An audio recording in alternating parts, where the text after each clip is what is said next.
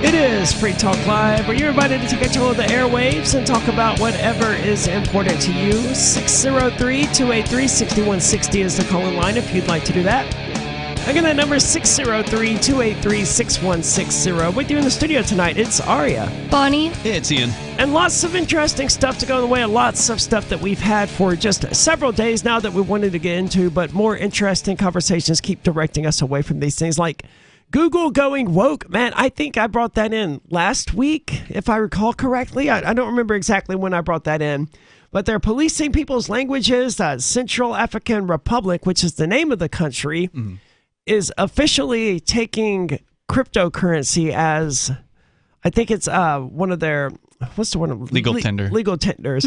So interesting stuff going on. Fort Worth, of course, is now also mining Bitcoin, and the Shanghai lockdowns just keep getting worse. But something that just came out today that I really want to get into is how U.S. tech giants are being duped into giving up data that is being used to sexually extort minors. And this is crazy. It is crazy. And this is a result of the overbearing legal system that we have. And that's why I like this story so much, because it just shows how afraid or how accustomed Discord and Twitter and Apple and Facebook and all of these other tech giants are to getting warrants from federal agents and police departments that they don't even question it anymore. They just turn over whatever information is being requested because they probably don't have the legal team to actually go through all of these warrants that they get on a daily basis. Yeah. So the failure to do that is resulting in nonsense like this. So let's get into it. Major technology companies have been duped into providing sensitive personal information about their customers in response to fraudulent legal requests. And the data has been used to harass and even sexually extort minors, according to 4 federal law enforcement officials and 2 industry investigators. So it's not even like random people who have been victims of this are finally coming out and saying, hey, this happened to me. No, the government themselves, the ones who created this situation, are coming around saying, hey, look, yeah, this may be an issue. Of course, they're not pointing to the reality of the cause here, which is, an abundance of an abundance of warrants that these companies don't have the manpower to process. The companies that have complied with the bogus requests include... Well, the company's probably just determined that it's easier to just comply. Oh, it looks like it came from a law enforcement email address. From what I can tell, that seems to be the case, yes. So, do it. It must mean that they get so many real warrants that it's believable. That's my understanding of it. So this is including Meta. That's Facebook, by the way. It reminds me of the stories that you'll see from time to time about some guy who cooks up an invoice, or more than one, and sends it to the accounts receivable department at Google or Facebook or some other massive mega corporation, and they just go, oh, we owe this guy some money. And they cut a check. Does that actually work? This is the first I've ever heard about that. That's crazy. They get caught for when they get caught for it, they get hit with mail fraud or whatever charges. But, sure. But yeah, there's people who have earned hundreds of thousands of dollars, and I saw one story about a guy that pulled in millions or something from Google doing this. Wow. I mean, that's nuts, man. I've never heard of that. When they just have so much money and they buy so many different things, they're just like, oh, it makes sense. Yep. I mean, that's probably it. I mean, if you send Google an invoice for, $5,000 or $6,000, that's nothing to them. Sure. They're probably not even going to look into it. That would be a bad idea. If Google doesn't owe you $5,000 or $6,000, don't send them an invoice for $5,000 or $6,000. No. But it is very similar to that. It gives you an idea for how bureaucratic some of these big corporations are, and it's just it's easier for them to just comply, in this case with the fake warrant, than it is for them to verify the warrant or to challenge the warrant or whatever on behalf of their customer. They certainly won't stand up for their customers at any point. They'll do whatever they're told to do. Yes, and this is including Twitter, Discord, Google, Snapchat, Apple, and again, Meta. All of the people requested anonymity to speak frankly about the devious new brand of online crime that involves underage victims. The fraudulently obtained data has been used to target specific women and minors, and in some cases to pressure them into creating and sharing sexually explicit material and to retaliate against them if they refuse. So I can imagine if you're some 16-year-old girl, whatever age girl on Snapchat, and someone says, hey, look, I ended up finding out your exact address, and I know exactly where to find you, and here's your mom's maiden name and your phone number and all of this stuff, and they're like, send me some nudes or I'm going to pay you a visit. I wouldn't be surprised to find that these minors are actually doing it. Yeah, That's terrifying. I wonder what they are being threatened with in the event that they are being threatened. Is it some sort of physical attack? Is it that, oh, I'm going to tell all your secrets to... Yeah, that's what I was thinking at first. Like, we found this dirty picture and we'll post it if you don't send us more or something like I've gotten those before. I mean, those are common. I mean, just regular spammers send those out. And you're just like, okay, fine, post it, dude. Have a good time. Send me a link when you're done. Well, you have a different attitude, I think, about it than that's maybe true. Most your people would average probably teenager. freak out. Yeah, yeah, it's definitely from the average teenager. It just says they're threatening to retaliate against them if they refuse. It doesn't go into specifics beyond that. The tactic is considered by law enforcement and other investigators to be the newest criminal tool to obtain personally identifiable information that can be used not only for financial gain, but to harass and extort innocent victims. Well, you also mentioned Snapchat was in that list, well, right? it said Snap. I assume That's Snap Snapchat. is the owner of Snapchat. Yeah. So Snapchat, as I understand it, is a temporary file sending thing, meaning that you send an image to a friend. It may only last for 10 seconds or a minute or whatever. I presume you can select that. I think you can view it twice is how it works. And the first time they're notified, and the second time afterwards you can no longer open it again. Is that true, Bonnie? Yeah, Nodding. you can. I don't know if you get unlimited of those. Like, you can just keep opening every single snap you get twice, but yeah, you can at least do that. But here's the thing. They still have a file on their servers. They don't delete. Is that forever? As long as they damn well feel like keeping it, and they probably keep it for some number of years just to cover their ass for legal requirements or whatever. That's true. Snapchat is not end-to-end encrypted. Any picture sent through Snapchat passes through their servers, and it probably sits there for a very long time. Which makes me think... How much would they have to pay to be saving every single picture of, like, not much. Somebody's breakfast? Space is cheap. I mean, it's hard drive space does not cost a lot of money. Yeah, Google has massive data centers, and I mean they're able to handle YouTube. So I can imagine these are compressed images. I mean, they're not going to be. It's going to be big, but it's not going to be a big deal for a mega corporation. So that leads me to believe, and maybe it gets into the specifics as far as what these scammers are getting away with as far as responses are concerned. Because it's one thing to ask for somebody's home address or whatever, and of course Snapchat probably doesn't have that information.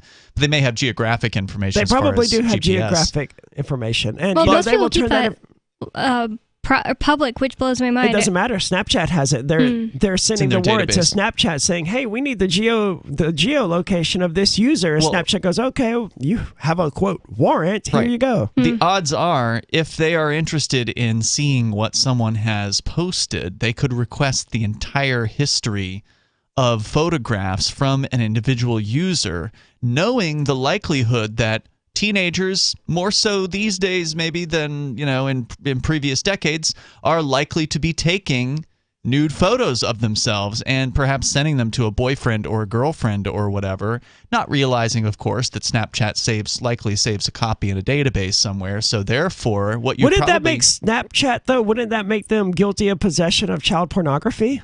Not if they didn't knowingly have it. But yes, from a technical standpoint, yes, they probably have quite a bit. But they'll never get prosecuted over it. No.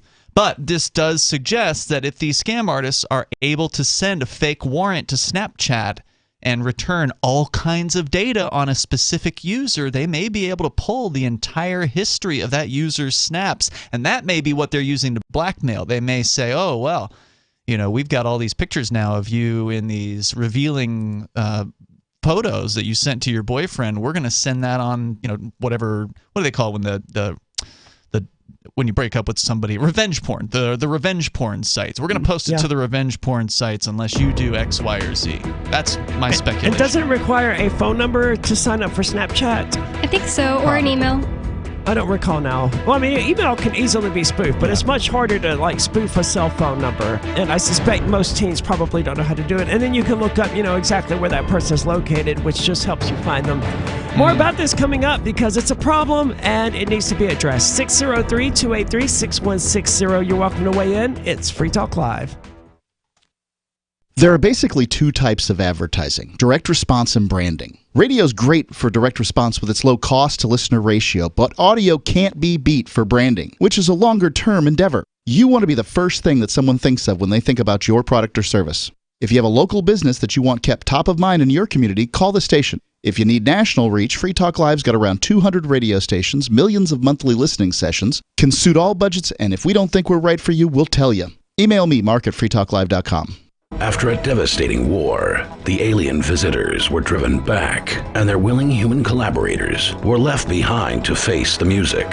When Emma Jean Anderson's ex-lover brings her from prison, Nathan Foster and his 14-year-old nephew Ben are tasked with bringing the pair to justice. An easy enough job until they discover something is inside Emma Jean, and the fate of the planet hangs in the balance. The Family Business by Mike Coopery from BaneBooks.com.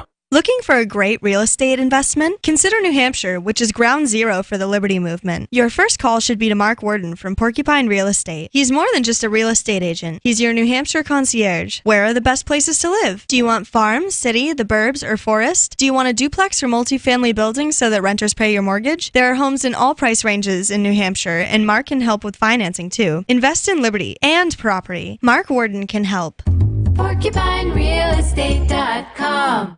Are you tired of governments murdering people around the world? Stop using their money. There is an alternative. Bitcoin is a stateless, free market, non-political currency.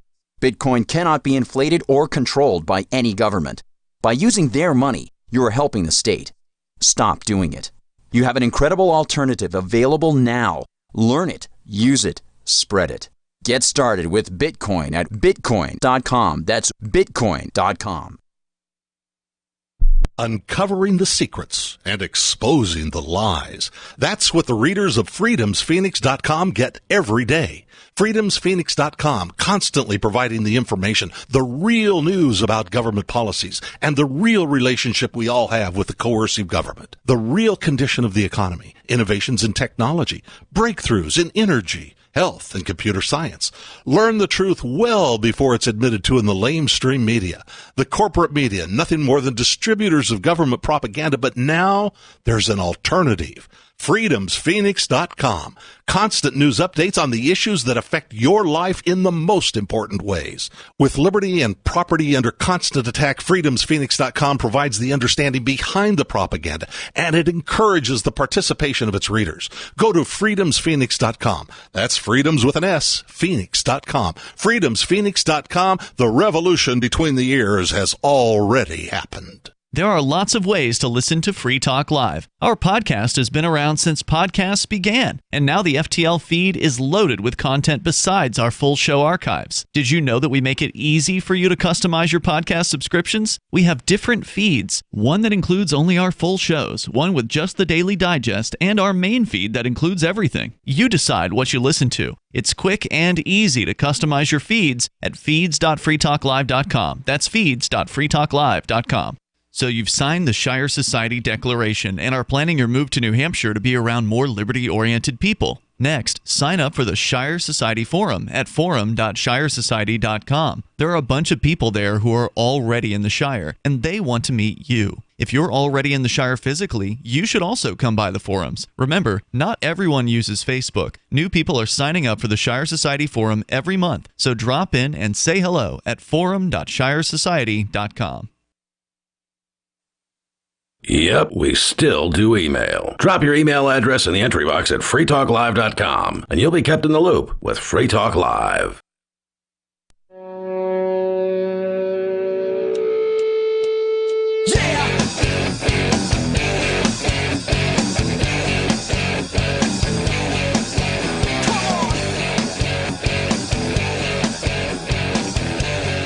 It's Free Talk Live, and coming up in just over a month and a half, I think, or just short of 2 months, actually. Let's go with that. Is ForkFest. You can find it at forkfest.party. It is an alternative to the Porcupine Freedom Festival for those who want to attend a libertarian gathering and aren't able to actually get tickets to the Porcupine Freedom Festival. ForkFest is the alternative for you. You can find that at forkfest.party. Again, that's forkfest.party. I'm currently planning to be there. I put in the request with my federal handler several days ago, even though it's actually not necessary, as I understand it, because I'm allowed to come and go within the United States as much as I want, according to my release conditions. But, you know, it's always good to have the person who can throw me back in jail happy with me. So, Sure. You know, if that eases the process, I'm totally fine with that. So that's forkfest.party. Come hang out with us.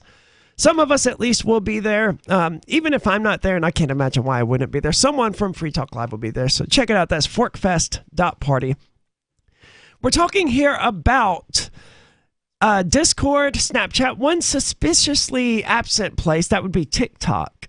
But the rest of these, Google, Meta, Twitter, and I hate calling Facebook Meta because everyone understands it as Facebook, Discord, and a large number of other big tech companies are being hit with these, quote, attackers who are successfully impersonating law enforcement officers, presumably serving up fraudulent warrants saying, hey, we want information about this person, we want everything you have, and the tech companies are just turning that information over. But could you do that to a Chinese entity saying you were the United States? Because that's what TikTok is, Chinese. I suspect they have a U.S. division, probably. I suspect that they could do that, and they probably, you know, the law enforcement agents would probably get what they want. But I'm not sure how much information the TikTok really has on people that isn't already publicly available by going to their profile and looking at their videos, right? They could have like conversations, because there is like a way to have conversations on there.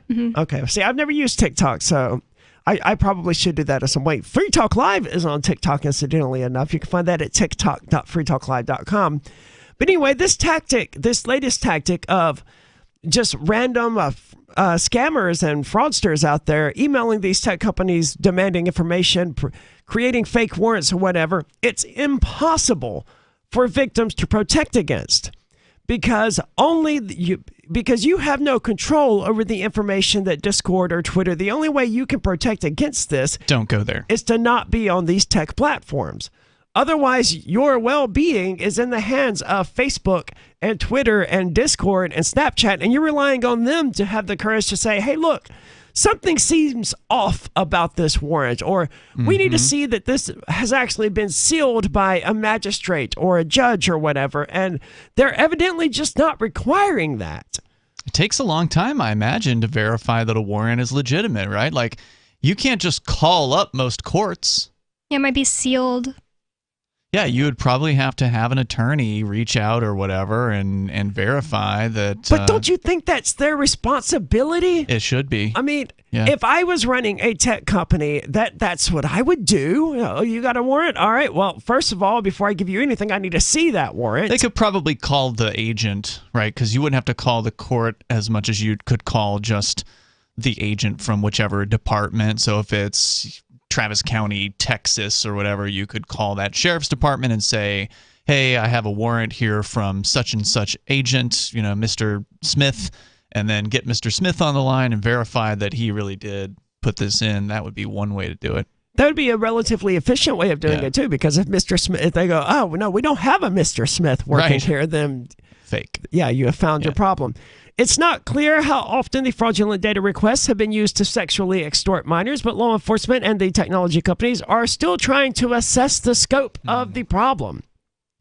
Since the requests appear to come from legitimate police agencies, so they're probably using just slightly off URLs from which to send emails. So instead of like KeenPD.com, they have KEENPD.com, or they don't have the E or whatever. They're just faking the from area on the email, and they're... How easy is it to do that? I would imagine that's fairly difficult. It's pretty easy to do it, but it depends on whether or not, and I'm not a IT admin, but having dealt with some email changes on our systems recently, I can say that there's some technicals in the background of how you set up your email system that you can better believe governments probably screwed this up.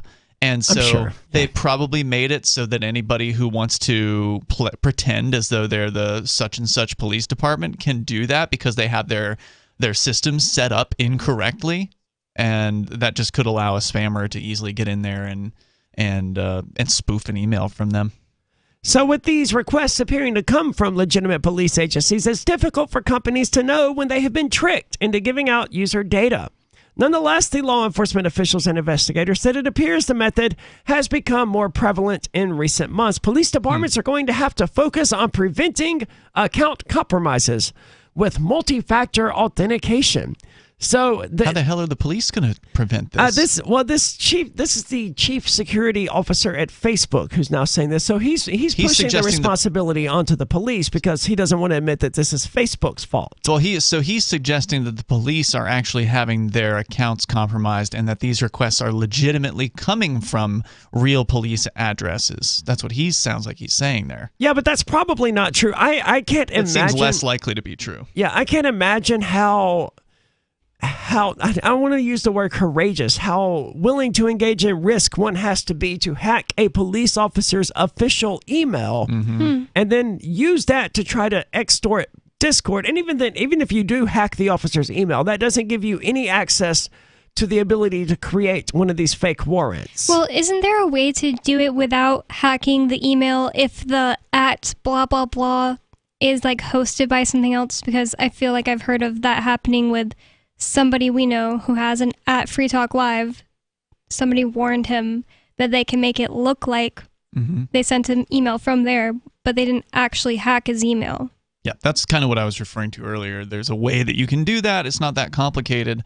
It just depends on how your system is set up, whether or not it's going to succeed. Like you can send an email pretending to be so-and-so at Free Talk Live, but if we've got our email system set up correctly, then that should go into the spam folder of whoever it is that is receiving it, or there should be a warning on it saying, "Oh, this doesn't look like it was actually sent by Free Talk Live." Those warnings will come up. You might have seen them on if you have a Google account or something like that, and you get an email from somebody. Sure. That's not who they claim to be. Well, unfortunately, but either way, I just want to go on here. Either way, you should still buyer beware when it comes to emails. If there's even a chance that you're not certain you've received an email from somebody who you were expecting to receive it from, contact that person in a different manner, perhaps by phone or whatever other way you have to reach out to them, and verify that it was them who sent it to you, especially if there's a suspicious attachment to it. Excellent Be very advice. concerned. And I didn't know it until recently when all of this email stuff regarding freetalklive.com, as you mentioned, the email system was recently overhauled. I didn't realize just how bad for security email actually is. I just always assumed that anything sent via email was going to be compromised, but it's extremely difficult to actually have a secure email server. There's more coming up. It's Free Talk Live. Free Talk Live's video archives have been on LBRY for years. LBRY is an uncensorable, decentralized, blockchain-based media sharing protocol, and we're big fans of it here on Free Talk Live. In 2020, LBRY launched Odysee, a video sharing website to compete with YouTube, and it's really taking off. Now with over 1 million channels, many of whom are disaffected YouTube creators. During YouTube's crackdown for not towing the government line on COVID, the Free Talk Live YouTube channel started receiving strikes and could be completely taken down at any moment. Thankfully, Odysee started offering live streaming, so we're now streaming live every night and posting our video archives permanently to Odysee. You can watch live or anytime on our Odysee channel by visiting video.freetalklive.com. If you want to go all in, download the desktop app at lbry.com, and then every video archive you watch, you'll help seed and keep it online forever. At minimum, we ask you visit video.freetalklive.com and follow us on Odysee today. video.freetalklive.com. From Feature Story News in Washington, I'm Nick Harper. The European Commission has described Russia's move to cut off gas supplies to EU members Poland and Bulgaria as blackmail. Russia says the decision was taken because both countries refused to pay for gas in rubles, a demand widely viewed as a bid to mitigate the impact of sanctions imposed by Brussels over the war in Ukraine. FSN's Rosie Burchard reports from the EU capital. European Commission President Ursula von der Leyen says Moscow's move is a provocation, but she says one which the bloc was expecting. In the short term, neighbouring European Union countries are sharing gas supplies with Poland and Bulgaria. The bloc's executive has also been in talks over the past last month with countries including Qatar and Norway to diversify energy supplies. Last month, Brussels struck a deal with Washington to ramp up imports of US liquefied natural gas. But EU countries don't yet have enough LNG infrastructure to radically increase deliveries overnight. And while von der Leyen insists investments in renewables are a down payment on Europe's energy independence, those efforts too are seen as a longer-term objective. Meanwhile, fears that Russia could soon cut off supplies to more countries loom large. The youngest detainee at Guantanamo Bay has been cleared for release. Hassan bin Atish has been held at the detention centre for 2 decades without ever being charged with a crime. FSN's Tony Waterman reports. Before Hassan bin Atish can be released, the Biden administration will need to find a country willing to take him in for rehabilitation. According to the New York Times, at a January 25th review board meeting, a military officer said the trajectory of Atish's life had been changed by his capture and detention, and that he had been influenced by American culture during his 20-year detention. Atish, who has spent the majority of his adult life at Gitmo, was captured in a 2002 security raid in Pakistan, along with 2 other men accused of helping to plot the September 11th attacks. He was never charged with a crime. In his late 30s, Atish is the youngest detainee at Gitmo. Business news, and there was mixed close on Wall Street after a volatile day of trading. Facebook parent company Meta announced the first ever fall in the number of people using its sites each day, as FSN's Sarah Walton reports from New York. The Dow and the S&P ended the day in the green on Wednesday, both closing up by 0.2%. But the Nasdaq gave up its gains in the final hours of trading to end the day down slightly by less than 0.1%, posting an all-time low for 2022. It comes as investors continue a tech share sell-off that began around the beginning of the month. Microsoft shares rose by more than 5% after announcing strong earnings results after the close of trading on Tuesday. Meanwhile, Facebook parent company Meta saw shares fall by 4% before announcing better than expecting earning results after the bell. But it also revealed it missed revenue predictions and says the number of daily active users on its sites fell for the first time. Got Telegram? You can follow our channel there and discuss show prep with other listeners at telegram.freetalklive.com.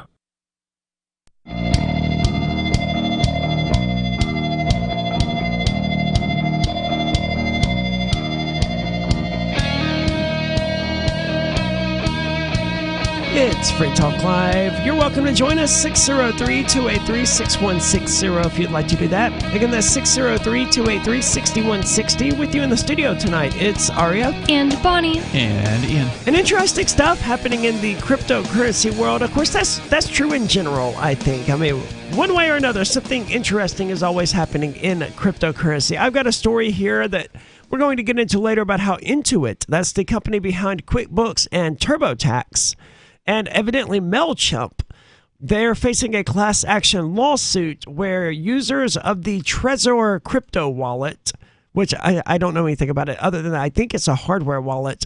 It is. Yep. Were targeted as a result of one of Intuit's employees falling for a phishing email attack. But we've had it for a few days, a story about Eric Voorhees, who is the founder and former CEO of Shapeshift.io, which is a platform that allows people to shapeshift one cryptocurrency into other cryptocurrencies for a small fee. At one point, I loved Shapeshift, and they implemented KYC, which is Know Your Customer. And then they were like, we're going to get rid of the KYC and we're going to become a decentralized autonomous organization. A lot of people were upset when Shapeshift went to Know Your Customer requirements, and it was just this It's understandable. Shocking. It is understandable, but it was also shocking because Eric Voorhees is a very principled libertarian. He's actually a former amplifier here on Free Talk Live from back in the day, from way back before he was Crypto Eric Voorhees, back when he was just libertarian Eric Voorhees, who was looking at moving to New Hampshire as part of the Free State Project and attending Liberty Forum. And Did he?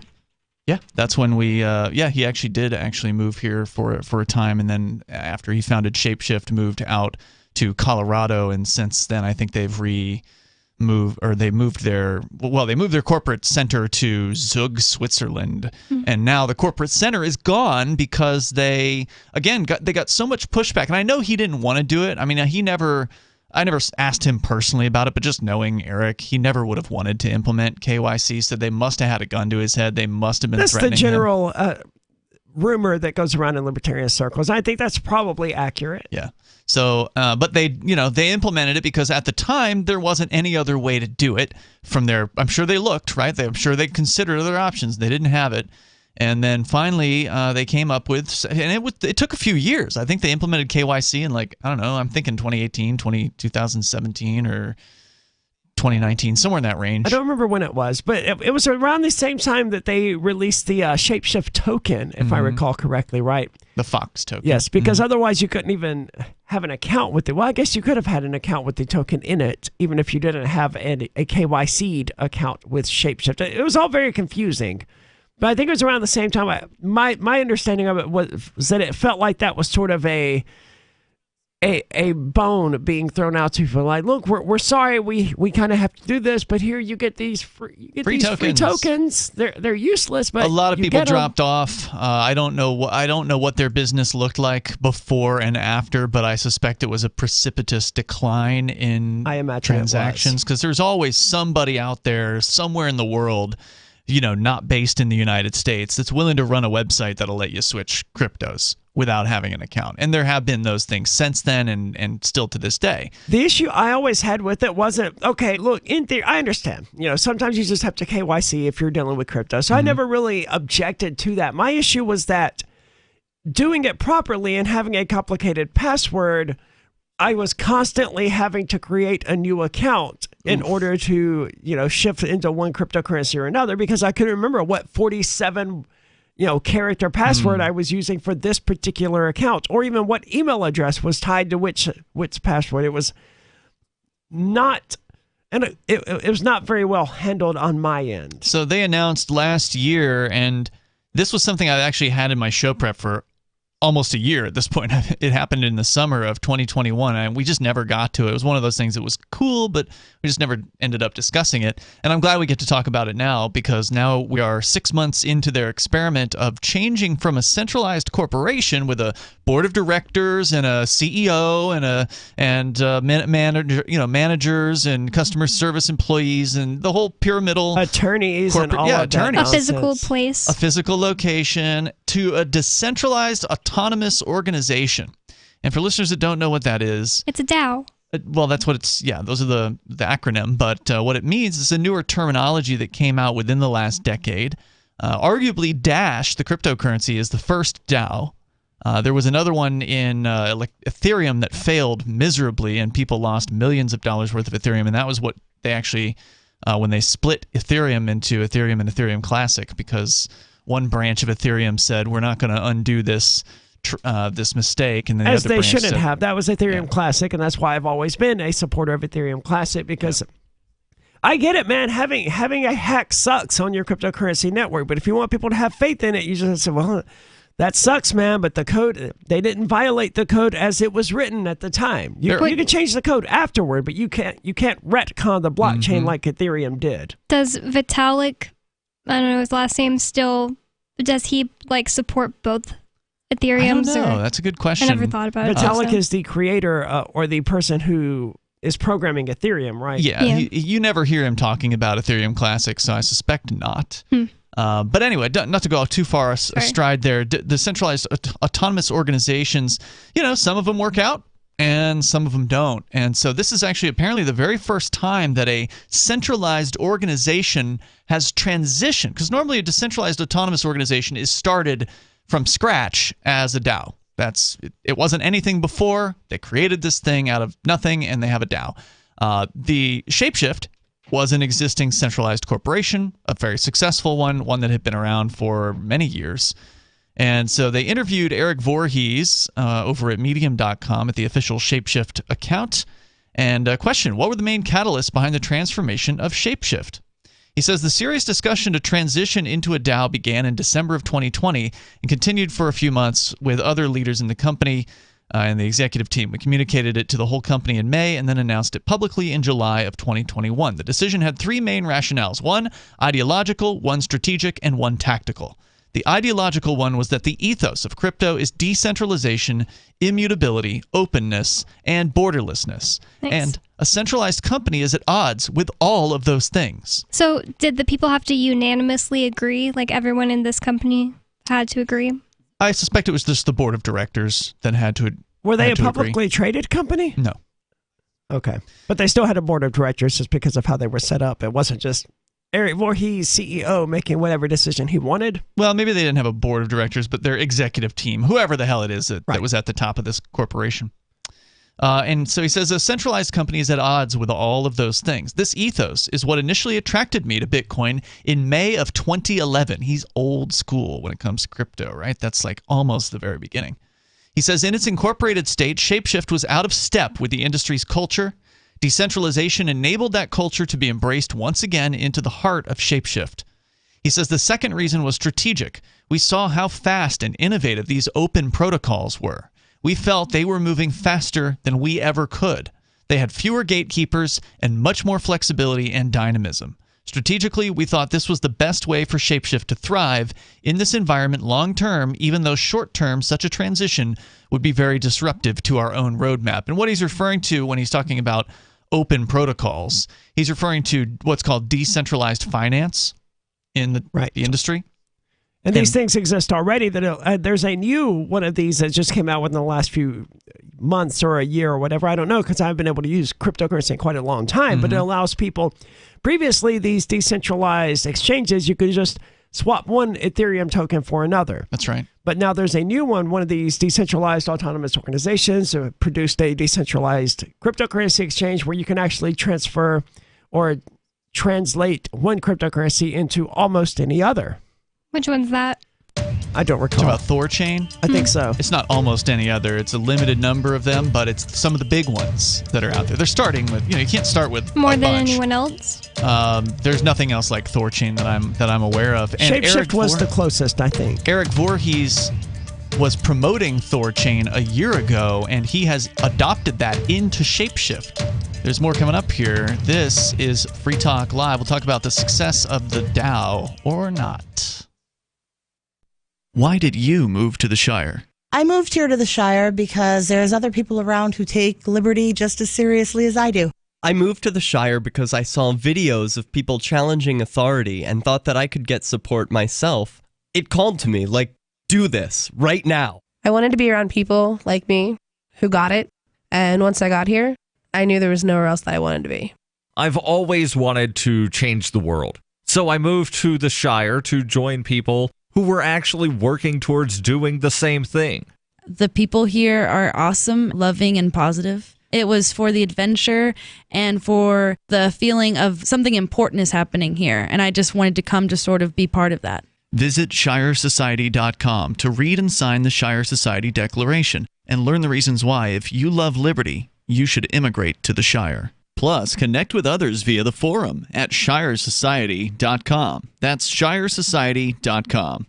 The new 4th edition of Healing Our World, The Compassion of Libertarianism, will take your understanding of liberty to a deeper level and has over 1,300 updated references, new cartoons, and a foreword by Dr. Ron Paul. With discounts for multiple book purchases, the 4th edition of Healing Our World is a great gift for the liberals, pragmatists, environmentalists, and Christians in your life who think libertarianism is cold-hearted. Get yours today at healing.freetalklive.com and use promo code FTL for a $5 discount. What if you want to hear the latest episode of Free Talk Live, but all you have is your phone, you forgot to download our archive, and you have no data connection? You can call our Listen line at 641-793-0191. That's a long-distance number, so you may incur charges. If not, listen as long as you want. 641-793-0191. The Free Talk Live Listen line, 641-793-0191. So the protection of life, liberty, and property is what the Free State Project is all about. But it's an effort to move 20,000 people who understand. It's about demonstrating to the entire country that, yeah, we can have a free market, a truly free market. Making it just a freer, great place to live. It's the world's largest voluntarist libertarian community, and it's only getting bigger. That's amazing, to be able to move to a place where other people passionately believe in being free and independent. What the Free State Project is managing to do, though, is to put their money where their mouth is. It's physically getting up across the country and saying, let's go someplace and let's demonstrate the power of these ideas. There's a lot of kind of philosophy that surrounds liberty. There's a lot of thinking about it and talking about it. But here in New Hampshire, people are doing it. 101 Reasons Liberty Lives in New Hampshire, a documentary by Free State Project Early Movers. Watch it free at 101reasonsfilm.com. 101reasonsfilm.com. Tired of cancel culture? Sick of mega tech corporations holding an axe over your head? Join the LRN.FM Matrix chat server. It's self-hosted, so no one else can tell us what to do or say. Don't like the existing channels? You can make your own. You can even connect into some of our channels from other Matrix servers. It's federated. For the full LRN.FM Matrix experience, though, you should join our server via the step-by-step instructions at chat.lrn.fm. Chat.lrn.fm. My name is Jacob Hornberger. I'm president of the Future of Freedom Foundation, which Congressman Ron Paul awarded for having an outstanding freedom website. Write us at fff@fff.org, and we'll send you a free 3-month subscription to our monthly journal of libertarian essays and our booklet, Economic Liberty in the Constitution, which George Mason University economics professor Walter Williams praised in a recent column. That's fff@fff.org. Our Matrix server is about as free as internet chat can be. Join the existing rooms or create your own at chat.freetalklive.com.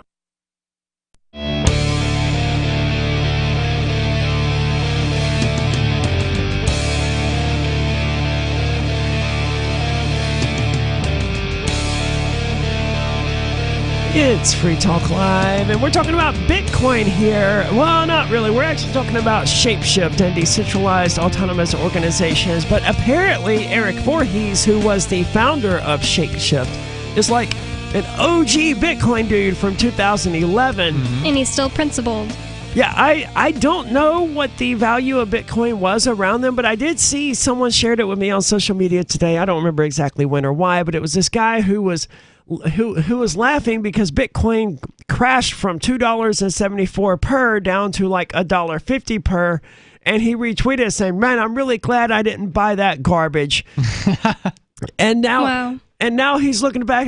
And now the tweet is just him saying, "Oh, wow, I really was an idiot, wasn't I?" I was like, damn. Dude, if I had known about Bitcoin back when it was, $2.74 per, I wouldn't have spent, $5,000 or anything like that on it. But I would have bought, $100, maybe $100 worth. That would have been a good move. Can't say that I would have, because I first heard about Bitcoin in 2016, and I heard about it because Peter Schiff, I don't know why I followed him on Facebook. I just thought he was really smart and interesting, and he would always post this Bitcoin crap is a bubble. And I was like, I believe him because he's really smart. Sounds like bad stuff. See, what's interesting to me is that I can say fairly confident that I would have done that because I do have some old phone that had a broke screen on it that is just completely disassembled that I didn't even bring with me when I moved away from Mississippi because it just didn't have anything of value to me on it other than, trace amounts of cryptocurrency. But I got to tell you, if Bitcoin hits $1 million per coin, that phone's probably going to be worth ringing up my sister and be like, "Hey, do you still have that old phone that broke a long time ago?" She probably doesn't, but I mean... Then you'll have to go look through dumpsters. It would be lost at that point. But I'm just saying, that's probably what would have happened realistically if I'd bought, $100 worth of Bitcoin back in 2011 or whenever it was worth $2. It probably would have wound up on some phone or laptop or something that was broken and that would be sitting there in storage or in a landfill somewhere rotting away. The landfills around the United States, to be honest, they're probably filled with discarded phones and laptops that have Bitcoin on them. And they'll never be retrieved. Ever, because...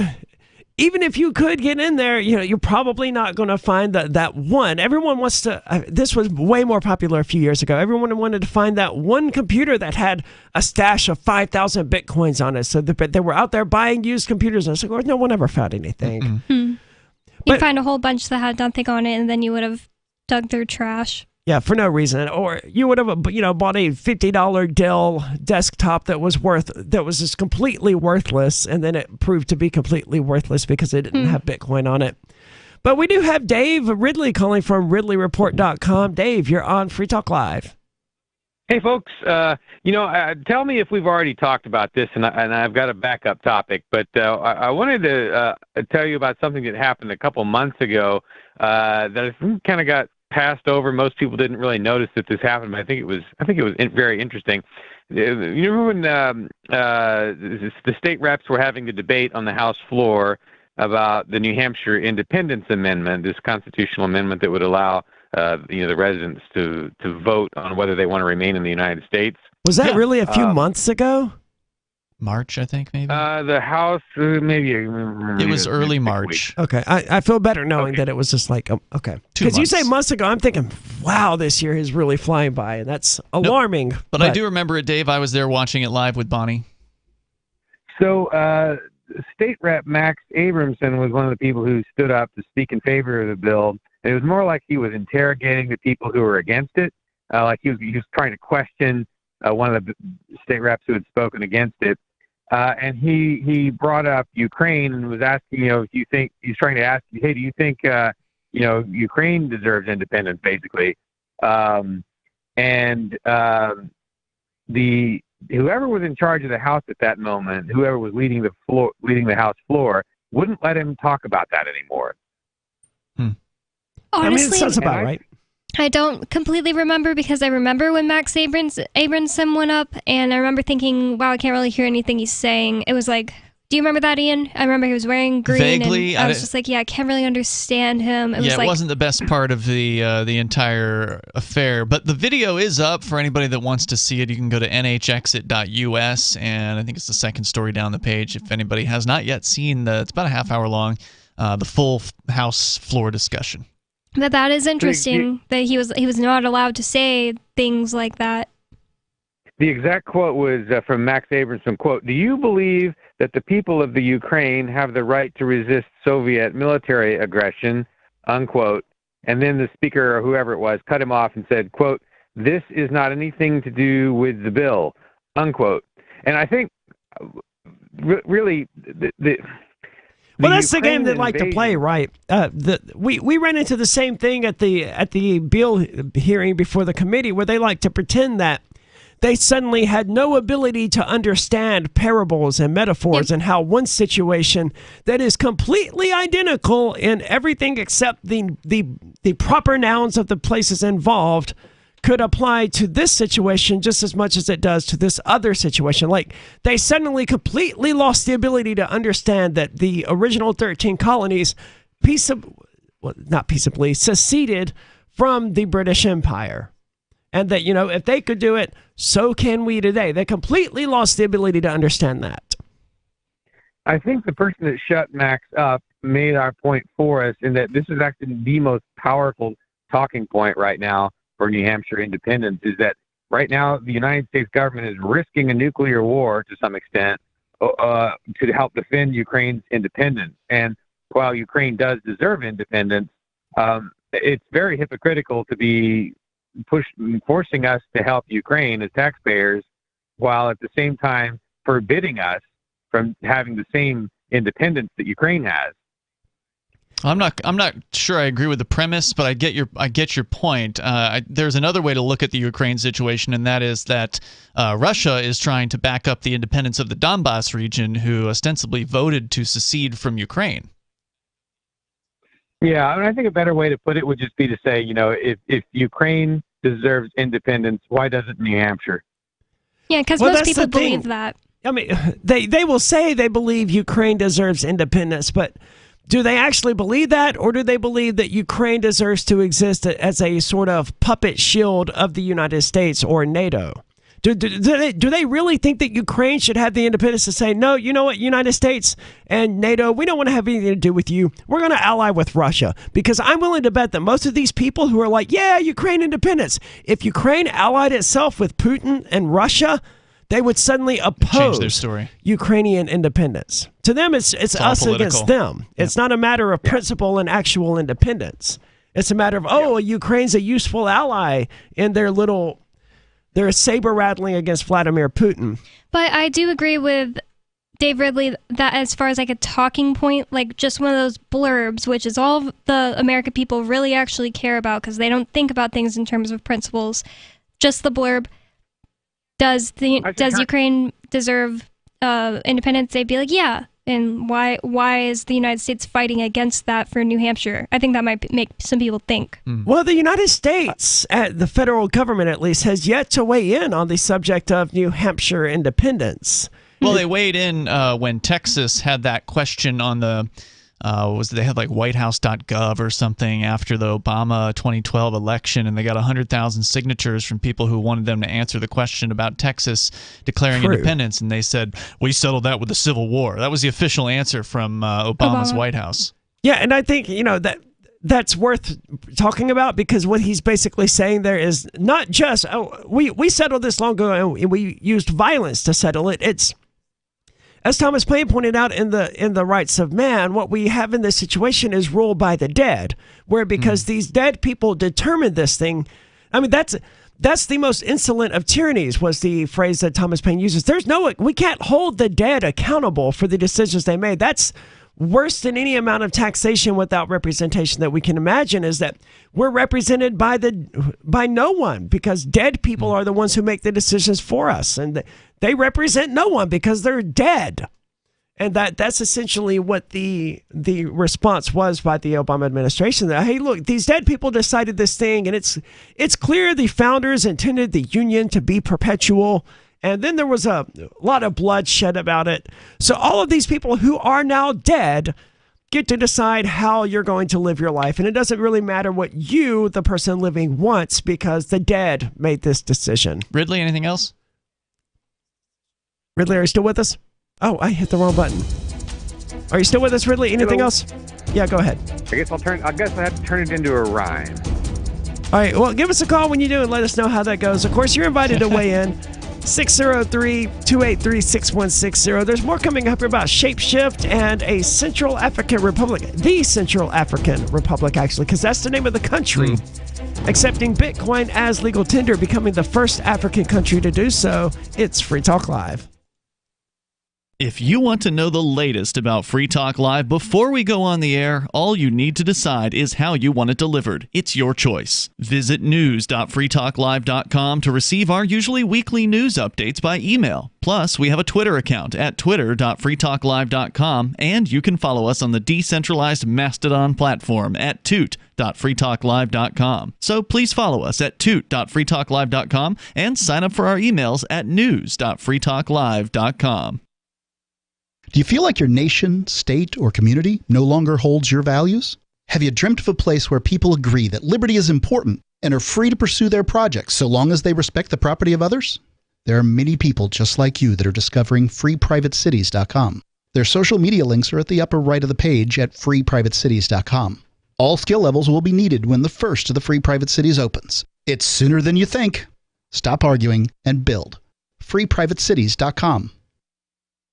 I'm crazy about My Magic Mud. This is the most important oral care product created this millennium, and I'm not kidding. We all have different opinions on politics and issues, but we all have mouths. And I want yours to be as clean as possible, with teeth as bright as they were meant to be. I will never be without My Magic Mud. It's a little surprising, but man, does it work. If you only listen to one thing I say ever, go to mymagicmud.com and get 20% off with code FTL. mymagicmud.com, code FTL. There are lots of ways to listen to Free Talk Live. Our podcast has been around since podcasts began, and now the FTL feed is loaded with content besides our full show archives. Did you know that we make it easy for you to customize your podcast subscriptions? We have different feeds, one that includes only our full shows, one with just the Daily Digest, and our main feed that includes everything. You decide what you listen to. It's quick and easy to customize your feeds at feeds.freetalklive.com. That's feeds.freetalklive.com. You're listening to the live edition of Free Talk Live. Hour number 2 is next after the news here on the Liberty Radio Network at LRN.FM. From Feature Story News in Washington, I'm Nick Harper. The European Commission has described Russia's move to cut off gas supplies to EU members Poland and Bulgaria as blackmail. Russia says the decision was taken because both countries refused to pay for gas in rubles, a demand widely viewed as a bid to mitigate the impact of sanctions imposed by Brussels over the war in Ukraine. FSN's Rosie Burchard reports from the EU capital. European Commission President Ursula von der Leyen says Moscow's move is a provocation, but she says one which the bloc was expecting. In the short term, neighbouring European Union countries are sharing gas supplies with Poland and Bulgaria. The bloc's executive has also been in talks over the past month with countries including Qatar and Norway to diversify energy supplies. Last month, Brussels struck a deal with Washington to ramp up imports of US liquefied natural gas, but EU countries don't yet have enough LNG infrastructure to radically increase deliveries overnight. And while von der Leyen insists investments in renewables are a down payment on Europe's energy independence, those efforts too are seen as a longer-term objective. Meanwhile, fears that Russia could soon cut off supplies to more countries loom large. The youngest detainee at Guantanamo Bay has been cleared for release. Hassan bin Atish has been held at the detention centre for 2 decades without ever being charged with a crime. FSN's Tony Waterman reports. Before Hassan bin Atish can be released, the Biden administration will need to find a country willing to take him in for rehabilitation. According to the New York Times, at a January 25th review board meeting, a military officer said the trajectory of Atish's life had been changed by his capture and detention, and that he had been influenced by American culture during his 20-year detention. Atish, who has spent the majority of his adult life at Gitmo, was captured in a 2002 security raid in Pakistan, along with 2 other men accused of helping to plot the September 11th attacks. He was never charged with a crime. In his late 30s, Atish is the youngest detainee at Gitmo. Business news, and there was mixed close on Wall Street after a volatile day of trading. Facebook parent company Meta announced the first ever fall in the number of people using its sites each day, as FSN's Sarah Walton reports from New York. The Dow and the S&P ended the day in the green on Wednesday, both closing up by 0.2%. But the Nasdaq gave up its gains in the final hours of trading to end the day down slightly by less than 0.1%, posting an all-time low for 2022. It comes as investors continue a tech share sell-off that began around the beginning of the month. Microsoft shares rose by more than 5% after announcing strong earnings results after the close of trading on Tuesday. Meanwhile, Facebook parent company Meta saw shares fall by 4% before announcing better than expecting earning results after the bell. But it also revealed it missed revenue predictions and says the number of daily active users on its sites fell for the first time. From Bureaus Worldwide, this is FSN.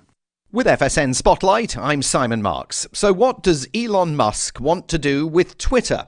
After moving swiftly to cement his very expensive efforts to buy the social media platform, staff there were told this week by the company's existing management that they have no real idea what Mr. Musk is planning, nor what future lies ahead for a social media platform that has become deeply embedded in society.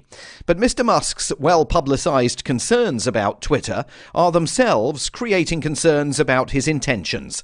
Tom Giles is the executive editor for global technology at Bloomberg. In his mind, this is a platform whose algorithms have bias built into them, and that's keeping people from using it as a platform for free speech. Now, as I look at it, it looks like a platform where people are free to say virtually anything they want, but these restraints kick in when people, for example, incite to violence. If you're going to remove some of these guardrails, what results? Is this a place where it's going to be a lot easier to spread disinformation, where it's going to be easier to disseminate hate speech? An early test could be whether former US President Donald Trump gets his Twitter account back.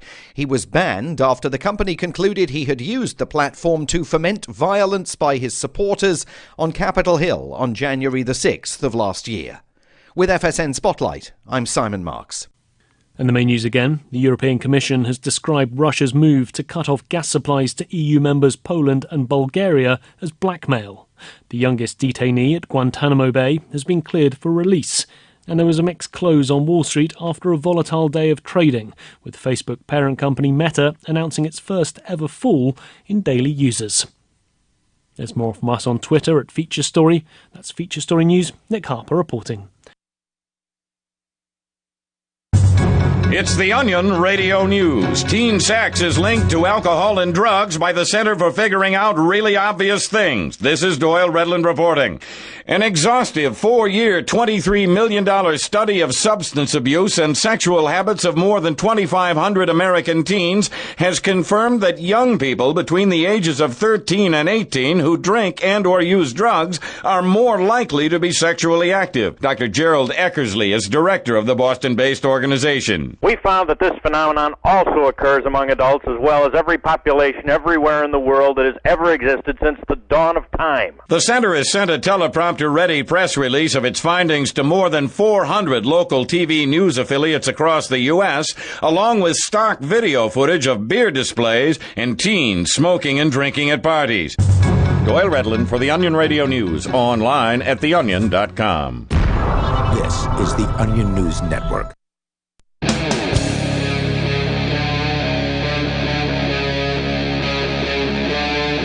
Free Talk Live.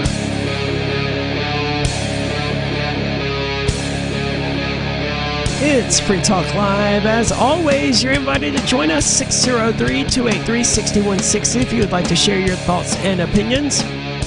That's 603-283-6160. With you tonight, it's Aria. It's Bonnie. And Ian. And this whole Ukraine thing has been interesting. We were just talking with Dave Ridley about Ukraine, and there's so many different perspectives on it.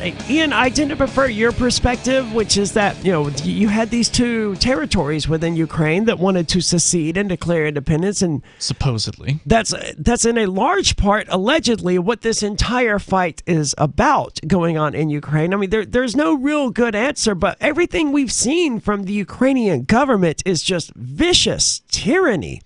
And they're accusing Russian soldiers of, mass rape and all this other stuff. And that's horrible if they're doing that. I don't know if they're doing that or not. But I do know what the Ukrainian government is doing, and they are clamping down on free speech, and they are now evidently prohibiting cryptocurrency purchases in the Ukrainian dollar, the Ukrainian currency, whatever it's called, yeah.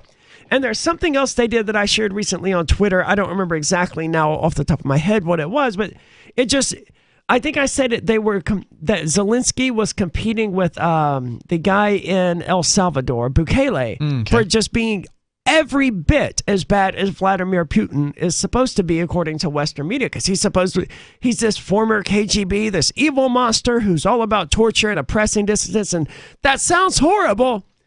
But that's exactly what Zelensky in Ukraine is doing, and it's what Bukele in El Salvador are doing. So it's like, which one of these three evil people is really the evil person the media is portraying them to be? All of them. Yes, that's just to be my perspective.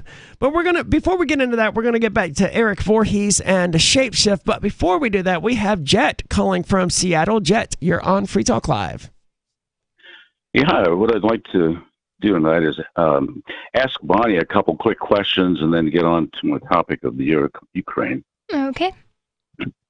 You've probably heard me a few times on the radio, and one of the major things that I try to promote is this concept of not ever using the term government. You recall that? Yep. And how do you feel about that? In other words, do you understand that what I'm getting at, that there really is no such thing, that this whole concept is all in one's mind? I get it, but I also don't think that it's that easy to just never use the word government, since that's what everybody else understands when I'm talking about these people. Well, it's not easy, but there are about 6 different substitutes. We won't go over those right now, but getting back to the another thing. Yeah, but I could say these criminals, and me and Aria and Ian will know what I'm talking about, but you have to think of the listener. Yeah, I know, and that's why I suggest all kinds of things like tyrants and despots and all that good stuff. But does anyone there know who Charles Rettig is? No, doesn't ring a bell. How about Christopher Wray? Nope. No. How about Alejandro Mayorkas? I mean, I can throw out a bunch of names too. What's the point? Yeah, why are you asking? Okay, the point is, these are Biden's top generals, his top henchmen. Rettig is with the IRS, the Christopher Wray is DHS, and Mayorkas, of course, is FBI. But And the reason I bring that up is there's so many people who don't understand that we just exist, in the realm of of kings and gangs and other types of people who love to lord over each other. And my point has always been that the problem is the concept of kings. That if we somehow could eliminate that in our minds, in our way of thinking, in our dealing with each other, that's when we will taste the freedom that God had intended. Well, the example that seems like it's going to be harder than one would like. I mean, the concept of kings, by and large, it has been eroded. The average American doesn't think of their ruler in terms of kings and queens. They don't even use the term ruler. They think of them as leaders. Yeah, there's a bunch of Americans right now who are putting Elon Musk up on a pedestal. And can we have Elon Musk run my state? Literally, I saw that on Twitter today. I was like, oh, God. But even when it comes to what you're talking about here is sort of the great man problem. The idea that whether they be calling themselves a king or a general or a president or whatever, the idea that is false is that there could be a great man who will lead us all to freedom or whatever it is they want to be led to. And no, there are no great men. They're all fallible humans. Bringing the focus back into Ukraine, it's a perfect example of one king, so to speak, one person calling themselves, giving himself a title, just not recognizing the existence of some other kingdom. And so what I suggest is that the foundation of all freedom for every land and culture is to accept that there is no such thing as government. There are only people, just other humans. There are, like I said, there are despots and henchmen and kings and princes and all these other people who wish to lord over you. Well, that's certainly true, and a lot of what we try to do here on Free Talk Live is to reach the average person and convince them that that Joe Biden, Kamala Harris, all of these people who are ruling over them, your city councilors, your senators, your representatives, they're just ordinary people.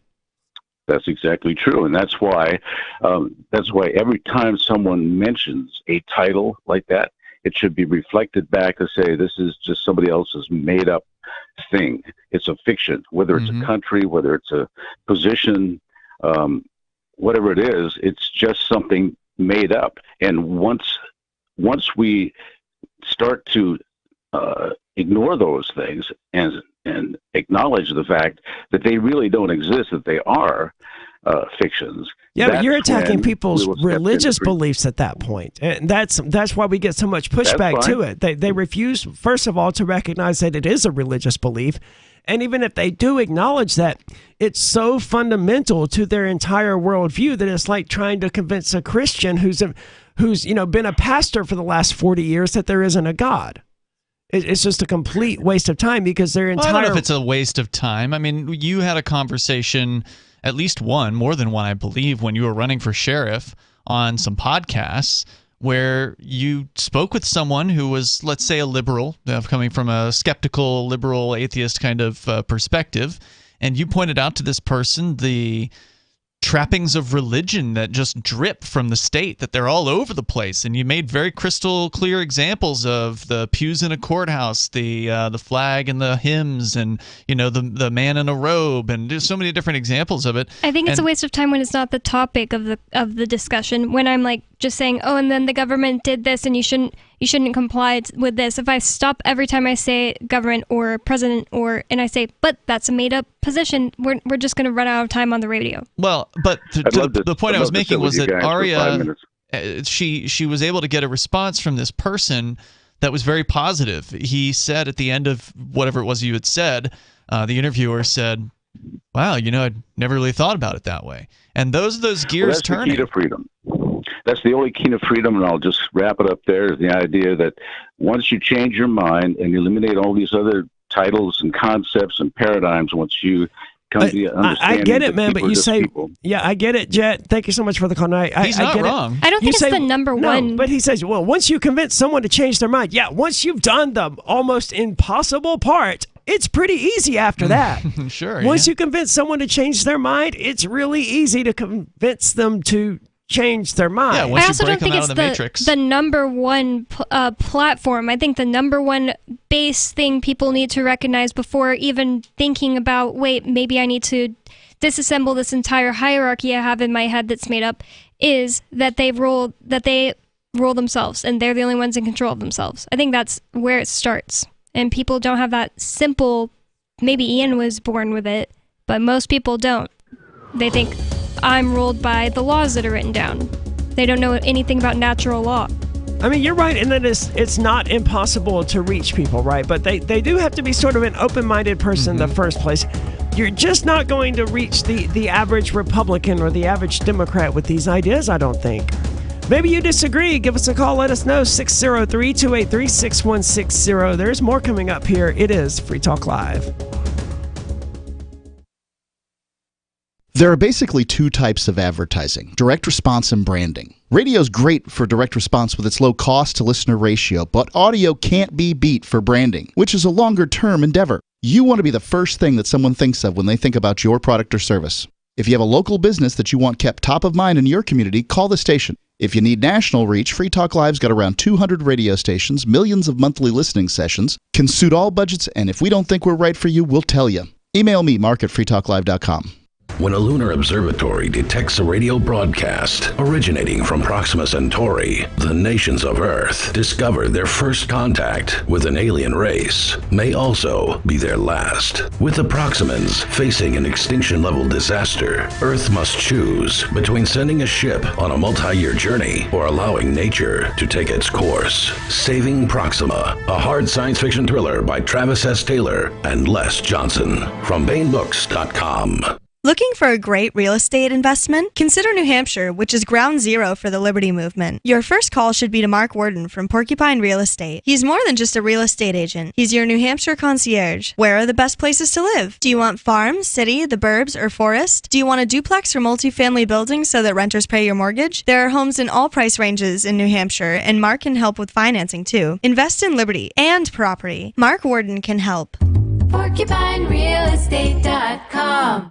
Are you tired of governments murdering people around the world? Stop using their money. There is an alternative. Bitcoin is a stateless, free market, non-political currency. Bitcoin cannot be inflated or controlled by any government. By using their money, you're helping the state. Stop doing it. You have an incredible alternative available now. Learn it, use it, spread it. Get started with Bitcoin at Bitcoin.com. That's Bitcoin.com.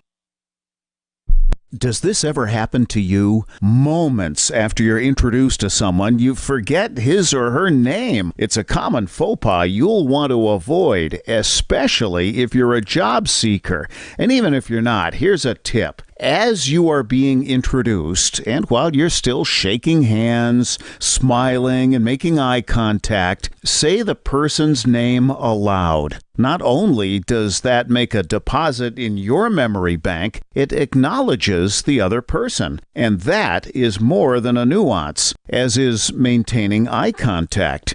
With money and attention so scarce now, effective communication skills have never been more important. Cutting through the clutter rather than blending into the blah, blah, blah will help you connect better no matter what the conversation. For more tips, hit survivalspeech.com. I'm Holland Cook.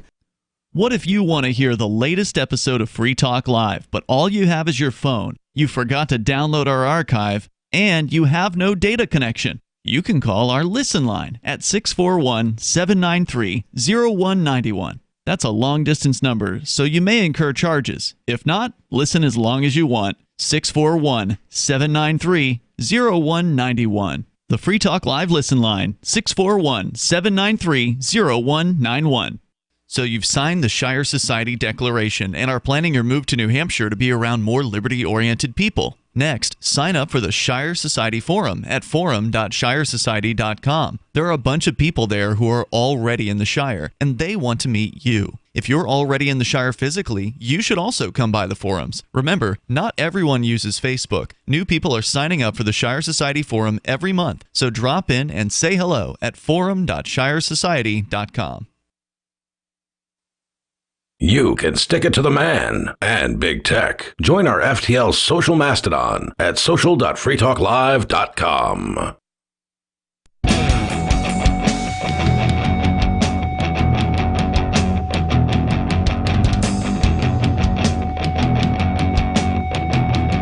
It is Free Talk Live, where, as always, you're invited to join us. 603-283-6160 if you'd like to do that.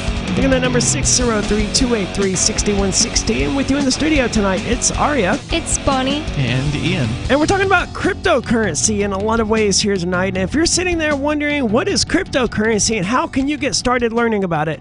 Head on over to bitcoin.com. Click Getting Started at the top of the page. Take just a few minutes to watch a few videos.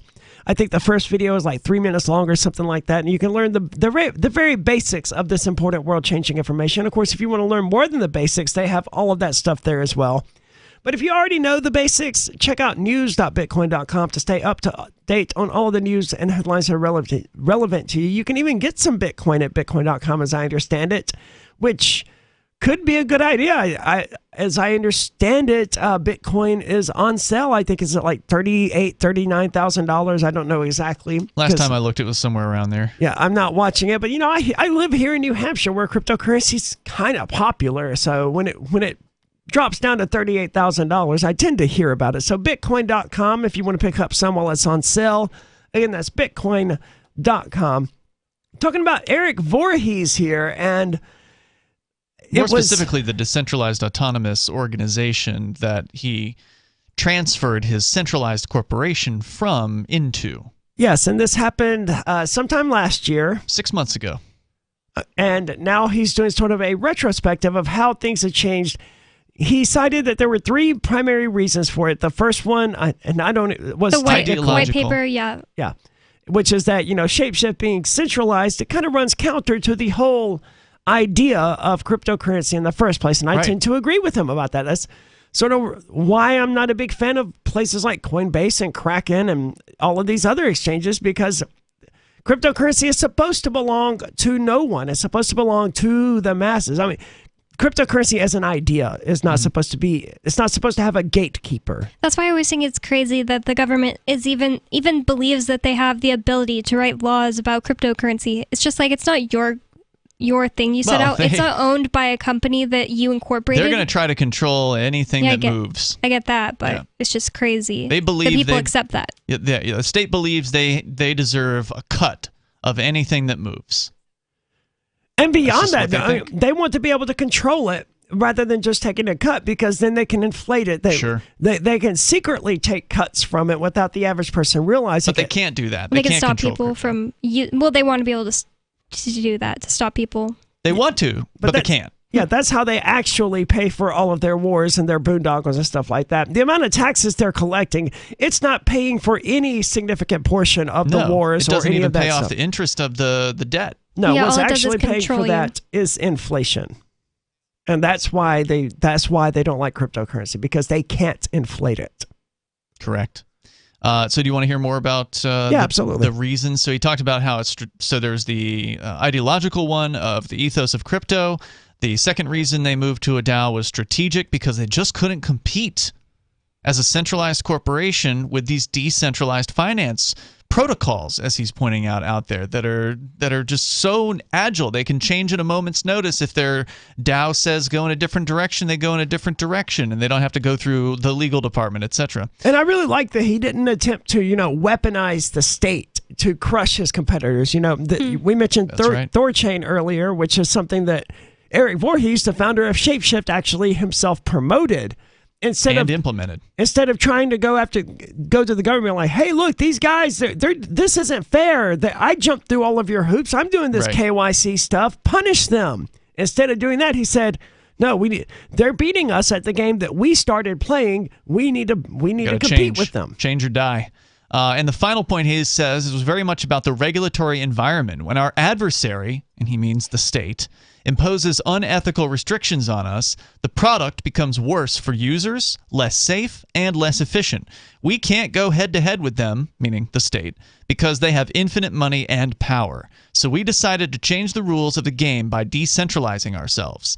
This doesn't make Shapeshift immune to regulation, but it does completely upend the entire apparatus of how financial regulation works and applies to a centralized corporation versus a decentralized autonomous organization. I tend to disagree, and I'm not an expert, but I think it does kind of make Shapeshift immune to regulation because there's no one to whom they can issue a summons to enforce their regulations. They can say that it's regulated all they want, but that's a meaningless claim if there's no one to actually throw in prison. He gets to that, and there are people they could throw in prison because not everyone involved in the decentralized autonomous organization is anonymous, although there are some who are. That's fair. But anyway, he points out we have to what they're entering into here is really sort of an unknown area, right? Like the state has not yet figured out how to even try to regulate decentralized autonomous organizations. It's still trying to figure out how to regulate Bitcoin. Yeah. It's so far behind, it's almost laughable. It would be laughable if they weren't prosecuting people over it, the outdated regulations that they still can't figure out. I like how the guy called it unethical regulations because even if it is technically legal for them to regulate a business in that way, there's a system of morality outside of the law system, and a lot of people don't get that. He says we have to follow the laws which apply to us, but the insight was to change which rules apply to us and even to change what us means. The next question for him. By decentralizing the company, your role of 8 years as the CEO no longer exists. How do you feel about that? He says, well, I'm definitely not leading things at this point. I'm not steering the Shapeshift DAO as the CEO, which is evident to people. It's nice to have a change of pace after a tremendously difficult and stressful 8 years. Separation and closure from that stress, having time to focus on the parts of life that were neglected for a long time have been refreshing.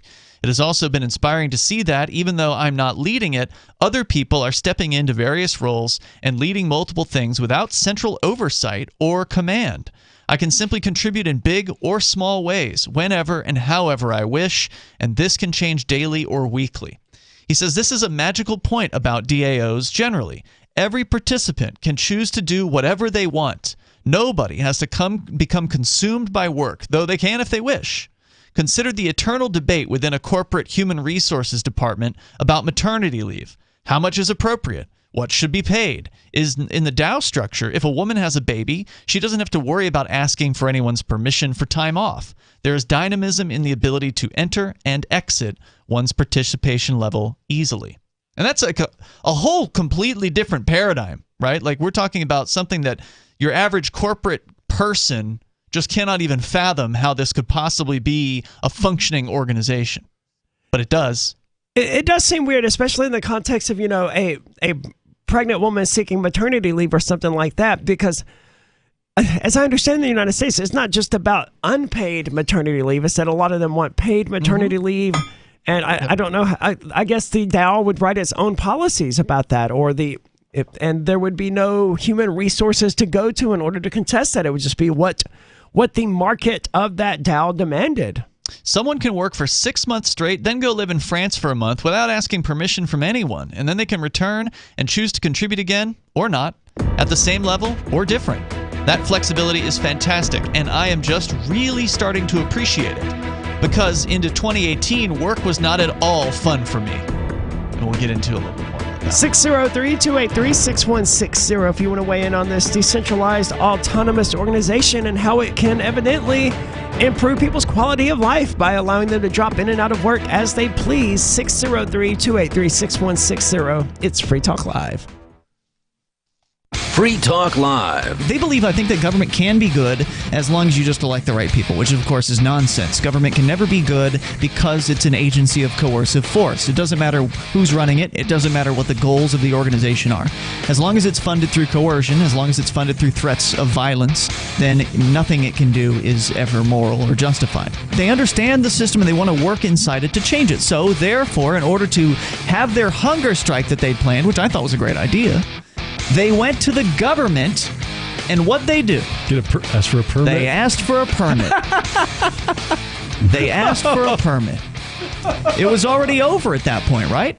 Whenever you ask permission from the government, you might as well expect them to say no. You know what? It sounds like government has this non-cooperation thing down to a science. Yeah, right? Free Talk Live, 7 nights a week from 7 to 10 Eastern, live on the Liberty Radio Network at LRN.FM. From Feature Story News in Washington, I'm Nick Harper. The European Commission has described Russia's move to cut off gas supplies to EU members Poland and Bulgaria as blackmail. Russia says the decision was taken because both countries refused to pay for gas in rubles, a demand widely viewed as a bid to mitigate the impact of sanctions imposed by Brussels over the war in Ukraine. FSN's Rosie Burchard reports from the EU capital. European Commission President Ursula von der Leyen says Moscow's move is a provocation, but she says one which the bloc was expecting. In the short term, neighbouring European Union countries are sharing gas supplies with Poland and Bulgaria. The bloc's executive has also been in talks over the past month with countries including Qatar and Norway to diversify energy supplies. Last month, Brussels struck a deal with Washington to ramp up imports of US liquefied natural gas, but EU countries don't yet have enough LNG infrastructure to radically increase deliveries overnight. And while von der Leyen insists investments in renewables are a down payment on Europe's energy independence, those efforts too are seen as a longer-term objective. Meanwhile, fears that Russia could soon cut off supplies to more countries loom large. The youngest detainee at Guantanamo Bay has been cleared for release. Hassan bin Atish has been held at the detention centre for 2 decades without ever being charged with a crime. FSN's Tony Waterman reports. Before Hassan bin Atish can be released, the Biden administration will need to find a country willing to take him in for rehabilitation. According to the New York Times, at a January 25th review board meeting, a military officer said the trajectory of Atish's life had been changed by his capture in detention, and that he had been influenced by American culture during his 20-year detention. Atish, who has spent the majority of his adult life at Gitmo, was captured in a 2002 security raid in Pakistan, along with 2 other men accused of helping to plot the September 11th attacks. He was never charged with a crime. In his late 30s, Atish is the youngest detainee at Gitmo. Business news, and there was mixed close on Wall Street after a volatile day of trading. Facebook parent company Meta announced the first ever fall in the number of people using its sites each day, as FSN's Sarah Walton reports from New York. The Dow and the S&P ended the day in the green on Wednesday, both closing up by 0.2%. But the Nasdaq gave up its gains in the final hours of trading to end the day down slightly by less than 0.1%, posting an all-time low for 2022. It comes as investors continue a tech share sell-off that began around the beginning of the month. Microsoft shares rose by more than 5% after announcing strong earnings results after the close of trading on Tuesday. Meanwhile, Facebook parent company Meta saw shares fall by 4% before announcing better than expecting earning results after the bell. But it also revealed it missed revenue predictions and says the number of daily active users on its sites fell for the first time. Don't miss a moment of Free Talk Live. Get our archives daily via our podcast at feeds.freetalklive.com.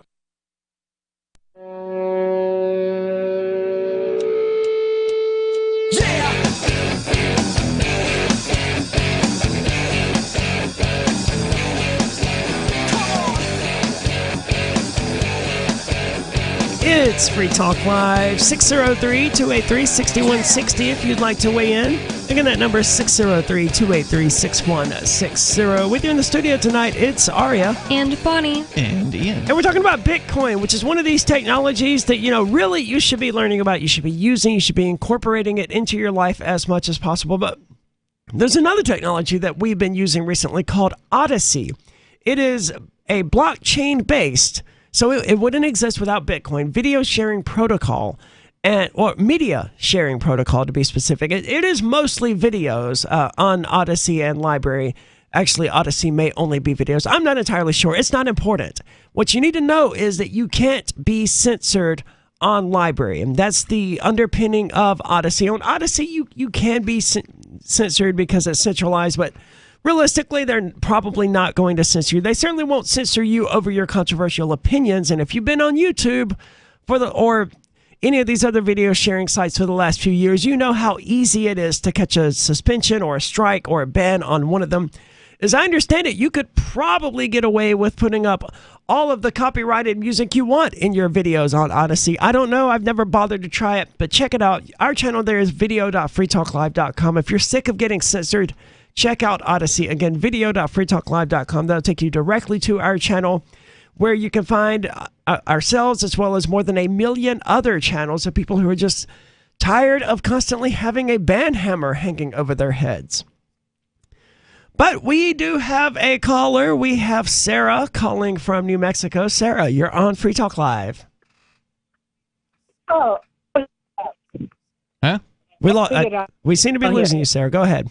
Okay, am I okay now? Okay. Yep. Hey, how did I get on so fast? Usually, I can't even get on at all. Like, I have to be held on hold for 30 minutes. Is today your kind of like slow night? Well, there are no other callers, so. I really don't have the mental capacity right now to explain you the ins and outs of how talk radio that you control works, but in general, yes, most callers, when they attempt to call in, they do end up having to wait a little while. If other people are on the line. Yeah. Or if the discussion is, really good and you just want to call in and talk about how much you love speeding cameras or red light cameras or whatever, we might make you wait a little bit. Yeah. But I know that Friday, Saturday, the weekend nights are always packed. You know what I mean? I'm lucky if I could get on at all. Definitely Saturdays. So what were you calling about, Sarah? Okay. I got the misinformation because I thought I was getting the full-on red light cameras that get you for doing 15 wrong things through an intersection. Hold on, Sarah, why are you buying cameras? No, I am not buying cameras. The city is going to put these speeding cameras. I got confused because you said you were getting cameras. You literally said I was getting speed cameras or whatever. And I'm so sorry. You know what?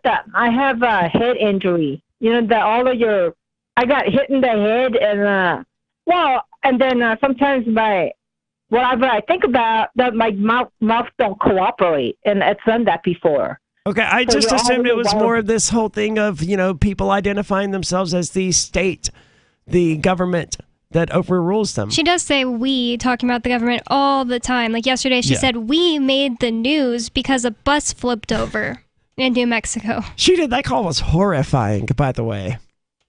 Well, I mean, now, I don't know, but it took them so long they're not allowed to release the videos of the bus crash until they waited about 3 weeks, and then they were able to. So now they're talking about putting mandatory seatbelts in all of the school buses. They've been talking about that since I was a kid. They still haven't done that yet. Good. I mean, it clearly isn't going to make a difference. I mean, well, but the thing is that the 8 states already have it mandatory, that they're required to have seatbelts in 8 states. So we want to be the 9th one. They're debating. Why? It's working just fine for 40-something other states to not have mandatory seatbelts. Well, that's the big debate because these kind of big accidents are very, very rare on a school bus. Right. Because the drivers are really careful. And when somebody do run into them, they really don't get hurt because the buses are so big. It's a very rare thing that they have a big collision like this. Yeah, so why would you want to force kids to wear seatbelts when these things are exceedingly rare? And even when they do happen, the chance of the bus actually being damaged in any meaningful way that's going to affect the safety of children is negligible.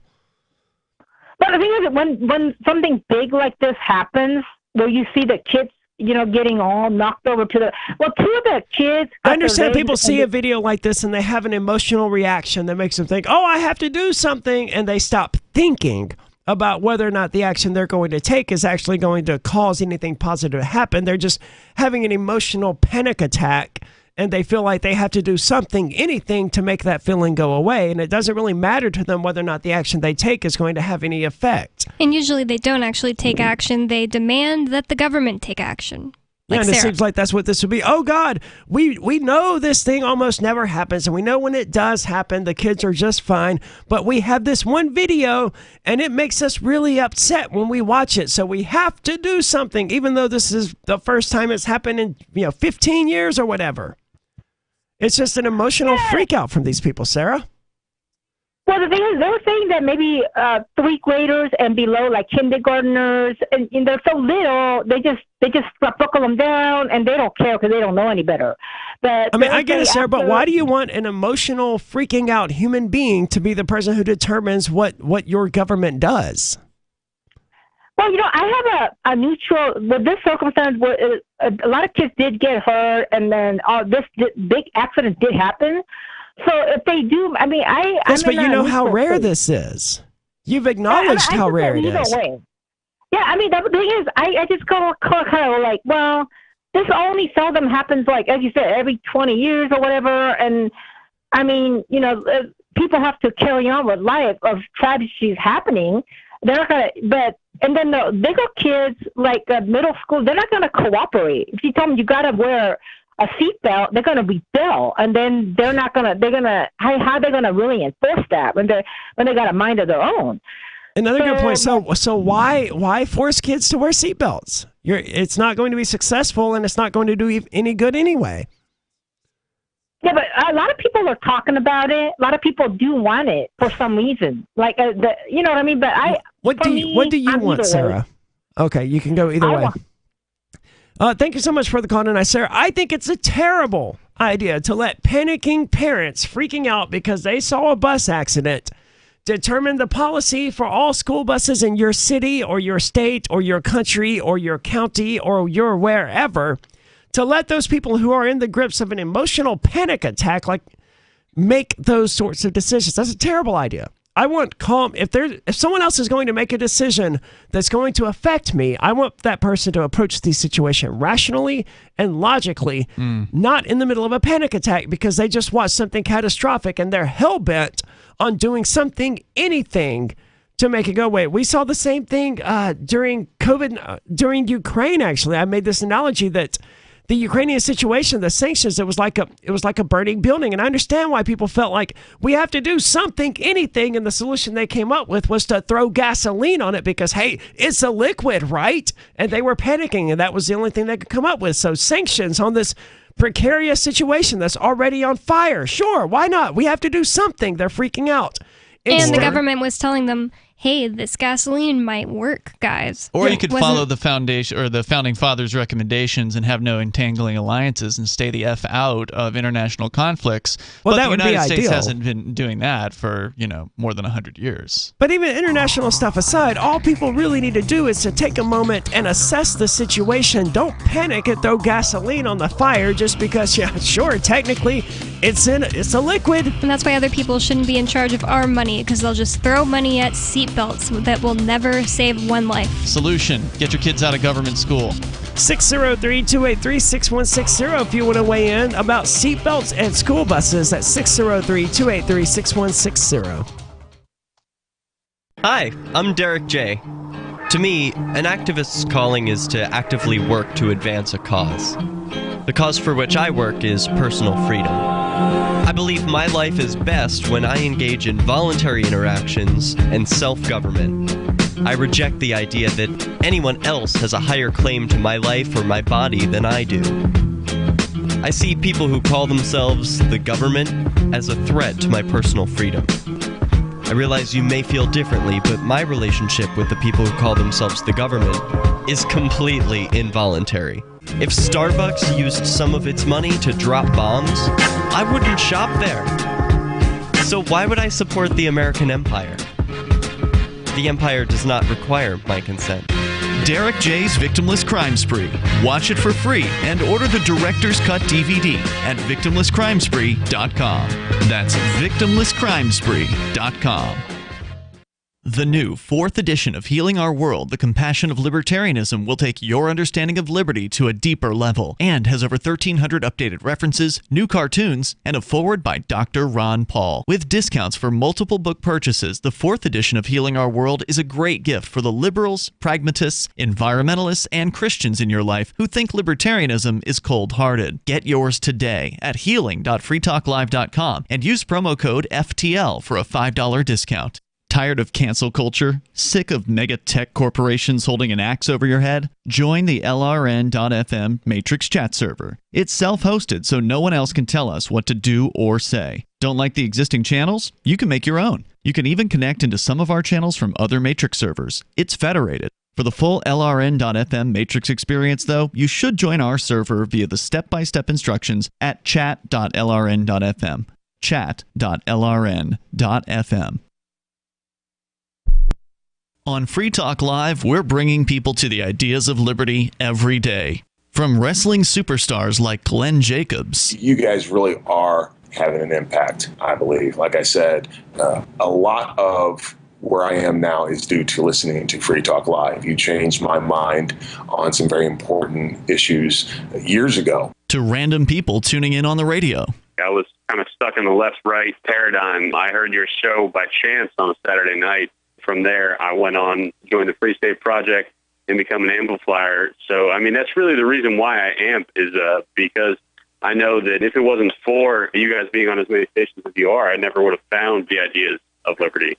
You can help more people hear the message of liberty by joining Free Talk Live's AMPS program on Patreon for as little as $5 a month. And you'll get access to special perks. Visit amps.freetalklive.com, amps.freetalklive.com. If you want to know the latest about Free Talk Live before we go on the air, all you need to decide is how you want it delivered. It's your choice. Visit news.freetalklive.com to receive our usually weekly news updates by email. Plus, we have a Twitter account at twitter.freetalklive.com, and you can follow us on the decentralized Mastodon platform at toot.freetalklive.com. So please follow us at toot.freetalklive.com and sign up for our emails at news.freetalklive.com. Are you tired of your taxes funding endless occupations around the world? Antiwar.com is run by people who understand that wars abroad become wars at home, wars on our freedoms. Antiwar.com is dedicated to bringing you the latest in news, views, interviews, and reviews from the top movers and shakers in the anti-occupation movement. Antiwar.com has it all, from thorough foreign policy analysis to interviews with whistleblowers who used to run the military-industrial complex. Anti-war, pro-free market. That's antiwar.com. We're still not sure why you'd want to watch, but our video feed is streaming nightly for free at cam.freetalklive.com.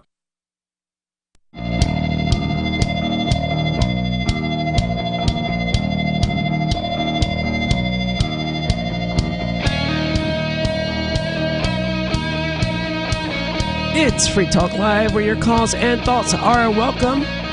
603-283-6160 if you'd like to weigh in.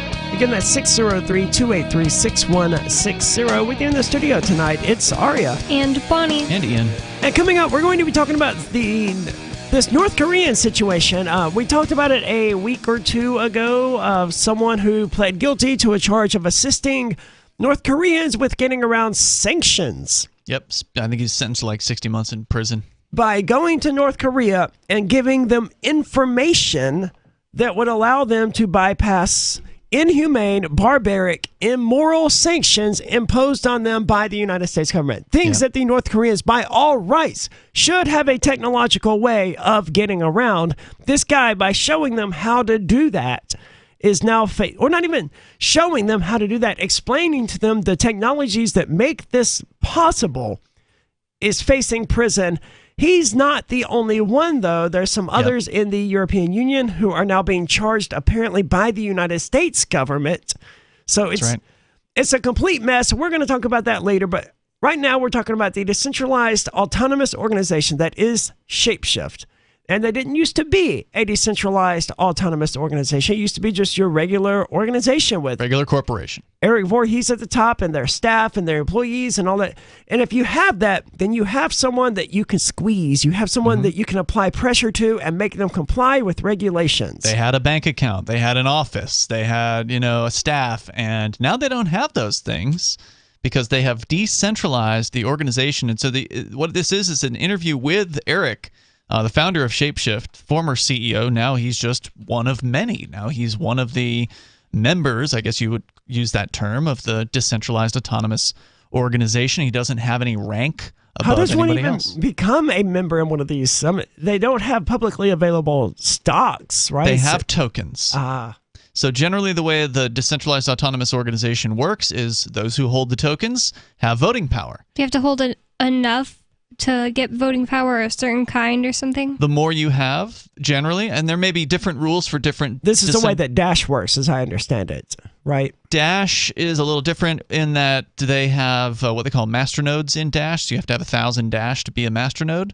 But though there are organizations of smaller holders that kind of come together to gather 1,000 Dash between them, and then they kind of share that voting power together somehow. But if you have a masternode, then you have one vote in the masternode votes. But with most decentralized autonomous organizations I've seen, it's the more tokens you have, the stronger your voting ability. That's how I would expect it to work. And I realize that's kind of screwed up. It rewards people for getting in early and on the ground floor and all that kind of stuff. Those people should be rewarded. Yeah, but I don't know. The people who got in ground floor were the ones that saw the vision early and were willing to put presumably money where their mouth is and say, yeah, I think this thing's going to work. I'm going to buy $1,000 worth of it or $10,000 or whatever they put in, and they get those early tokens. And in a lot of cases, it crashes and burns, and they lose their $1,000 or their $10,000. But if it happens to work out, then good for them. It does. And every time, I think about this, I think about AirSwap, which was one of these decentralized cryptocurrency exchanges that, it was Ethereum only, and it was one of the first of its kind, and it was going to be great. And wow, did it crash and burn, and did I burn so much Ethereum in that nonsense. And I mean, this was years ago, though. This was before Ethereum was worth, $2,000 or whatever it's worth now. If you'd held the Ethereum, though. But I didn't. I burned it on this useless token that I was like, you know what, that sounds great. I believe in that. Let's put some money in it. Yeah, and I'm not any brilliant investor or anything like that. You talked about Bitcoin earlier tonight. I never was smart enough to actually buy any Bitcoin. I was wise enough to not do anything with the sum that had been given to me. But ultimately, I remember being at one of the earlier Bitcoin conferences where we were broadcasting, and we interviewed the founder of Dash. And at the time, my attitude was, we don't need any of these alternatives to Bitcoin. Bitcoin's great. What's wrong with Bitcoin? There's nothing wrong with Bitcoin. And at the time, there was nothing wrong with Bitcoin. Bitcoin was fast. It was cheap. You could do microtransactions on it. Sounds nice. And I thought, why do we need a governance organization for? Because that was what Dash's big change was. Beyond being 4 times faster at confirming their blocks on the blockchain, Dash had this decentralized autonomous thing, and I blew the thing off. We interviewed the guy, so somebody probably heard our interview and bought some Dash and got some masternodes or whatever. But I could have probably bought 1,000 masternodes for $100 or something like that. Back in the early days. Yeah. I mean, I might be exaggerating slightly, but it was very, very cheap back in the old days. So anyway, Eric Voorhees from Shapeshift talks about how his life has changed now that he's no longer the CEO, this sort of central person who has to direct this whole corporation, and all the pressure comes in on him, right? Like whatever goes right or whatever goes wrong, he's the guy that gets blamed for it. And he says that in 2018, work was not as fun for me.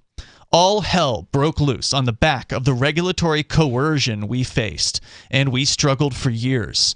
Also, getting back to a place where we're just having fun again is great. I love that, he says. I feel good about taking the pressure off of John, our former COO and CPO, who was there with me through those tough times. He's really thriving in the DAO environment. He's super active and is doing a great job of being a leader, but not the leader. We are both having a lot more fun.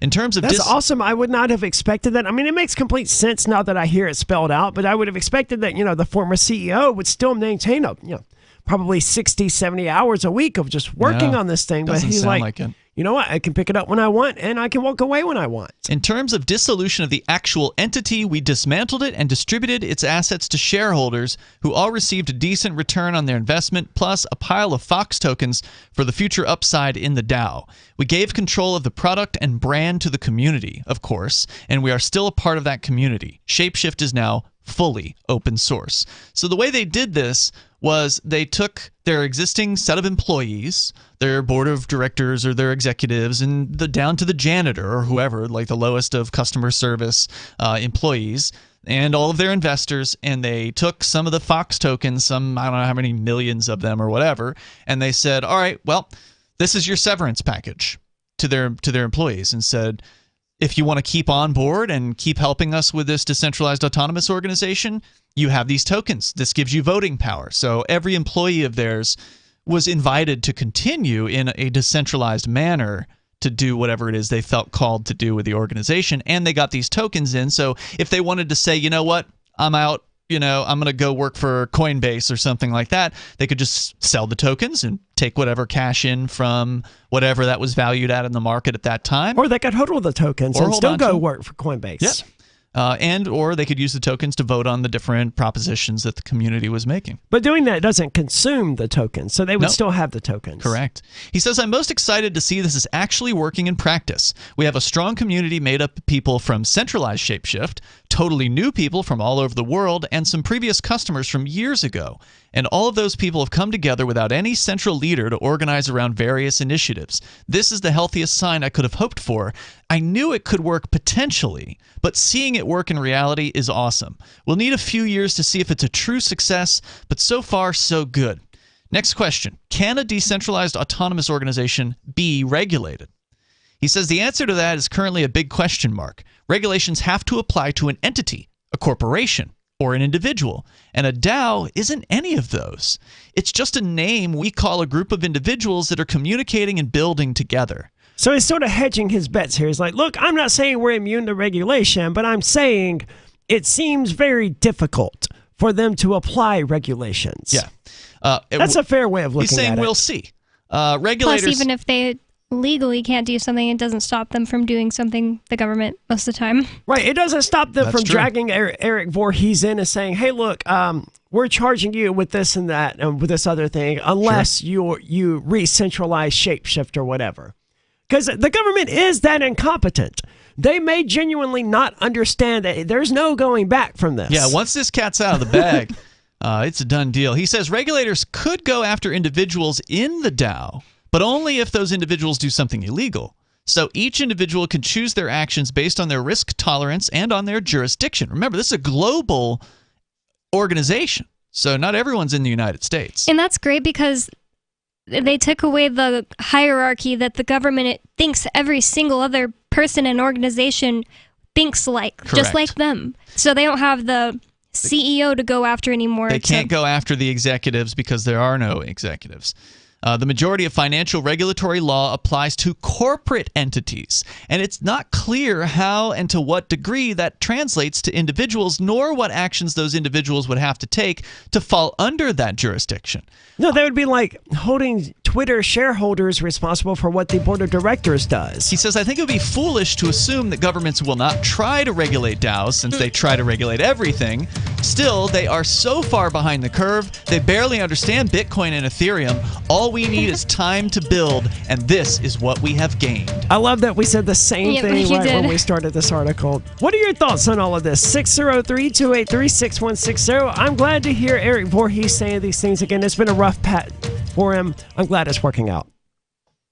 There are lots of ways to listen to Free Talk Live. Our podcast has been around since podcasts began, and now the FTL feed is loaded with content besides our full show archives. Did you know that we make it easy for you to customize your podcast subscriptions? We have different feeds, one that includes only our full shows, one with just the Daily Digest, and our main feed that includes everything. You decide what you listen to. It's quick and easy to customize your feeds at feeds.freetalklive.com. That's feeds.freetalklive.com. Do you feel like your nation, state, or community no longer holds your values? Have you dreamt of a place where people agree that liberty is important and are free to pursue their projects so long as they respect the property of others? There are many people just like you that are discovering freeprivatecities.com. Their social media links are at the upper right of the page at freeprivatecities.com. All skill levels will be needed when the first of the Free Private Cities opens. It's sooner than you think. Stop arguing and build. freeprivatecities.com. Is oral health important to you? If you don't like your own teeth, fresh breath, or kissing people, then by all means stop listening. Several years ago, I met Jessica Armand, founder and CEO of My Magic Mud, and I became passionate about the product that she created and never want to live without it. It's clinically proven to whiten teeth, but I find it does much more. They want you to love My Magic Mud as much as I do, so they're giving you a money-back guarantee plus 20% off. Go to mymagicmud.com and use coupon code FTL20 at checkout. mymagicmud.com, FTL20. What if you want to hear the latest episode of Free Talk Live, but all you have is your phone, you forgot to download our archive, and you have no data connection? You can call our Listen line at 641-793-0191. That's a long-distance number, so you may incur charges. If not, listen as long as you want. 641-793-0191. The Free Talk Live Listen line, 641-793-0191. You're listening to the live edition of Free Talk Live. Hour number 3 is next after the news here on the Liberty Radio Network at LRN.FM. From Feature Story News in Washington, I'm Nick Harper. The European Commission has described Russia's move to cut off gas supplies to EU members Poland and Bulgaria as blackmail. Russia says the decision was taken because both countries refused to pay for gas in rubles, a demand widely viewed as a bid to mitigate the impact of sanctions imposed by Brussels over the war in Ukraine.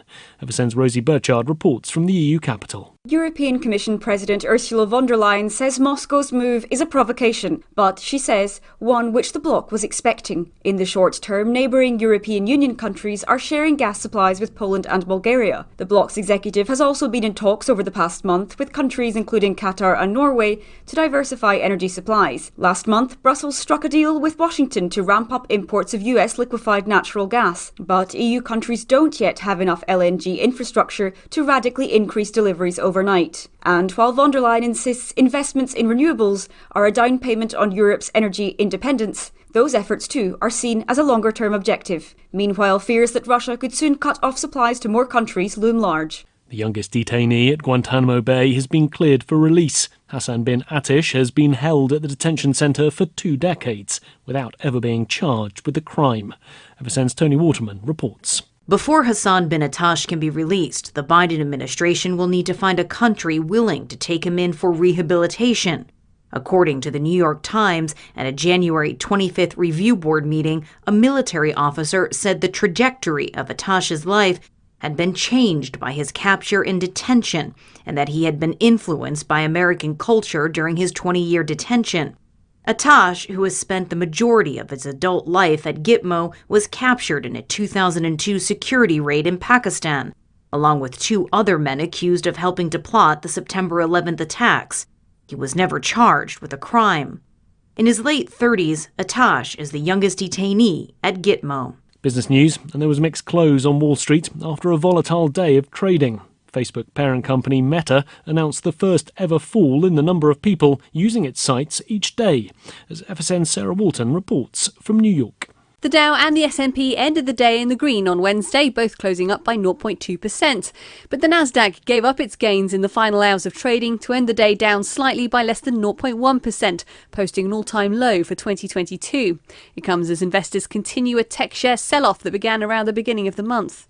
Microsoft shares rose by more than 5% after announcing strong earnings results after the close of trading on Tuesday. Meanwhile, Facebook parent company Meta saw shares fall by 4% before announcing better than expecting earning results after the bell. But it also revealed it missed revenue predictions and says the number of daily active users on its sites fell for the first time. From Bureaus Worldwide, this is FSN. With FSN Spotlight, I'm Simon Marks. So what does Elon Musk want to do with Twitter? After moving swiftly to cement his very expensive efforts to buy the social media platform, staff there were told this week by the company's existing management that they have no real idea what Mr. Musk is planning, nor what future lies ahead for a social media platform that has become deeply embedded in society. But Mr. Musk's well-publicized concerns about Twitter are are themselves creating concerns about his intentions. Tom Giles is the executive editor for global technology at Bloomberg. In his mind, this is a platform whose algorithms have bias built into them, and that's keeping people from using it as a platform for free speech. Now, as I look at it, it looks like a platform where people are free to say virtually anything they want, but these restraints kick in when people, for example, incite to violence.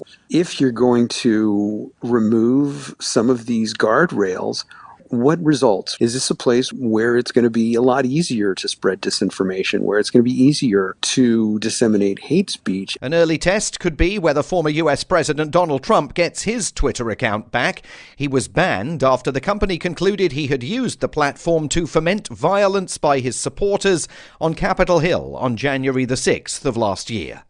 With FSN Spotlight, I'm Simon Marks. And the main news again, the European Commission has described Russia's move to cut off gas supplies to EU members Poland and Bulgaria as blackmail. The youngest detainee at Guantanamo Bay has been cleared for release. And there was a mixed close on Wall Street after a volatile day of trading, with Facebook parent company Meta announcing its first ever fall in daily users. There's more from us on Twitter at Feature Story. That's Feature Story News. Nick Harper reporting. In a deal policymakers have hailed as a decisive step towards combating the rapidly escalating national debt, the United States settled 0.12 millionth of a percent of its debt to China this week with a single autographed photograph of John Hamm. The sale of the glossy signed headshot of the acclaimed actor, which China reportedly accepted for a financial easement of approximately $150 out of America's estimated $1.3 trillion in obligations, concludes a 6-month negotiation between the two parties. The decision was obviously not an easy one, but without question, this was the right choice for our nation's future. And in this week's science news, a distant planet is terrified that it might be able to someday support human life. In other news, a live cow is lowered onto the floor of the U.S. House of Representatives. The majority of an office's supplies are used to apply for different jobs, and a lapsed cult member only attends sanctum on major bloodletting holidays. This is the Onion News Network.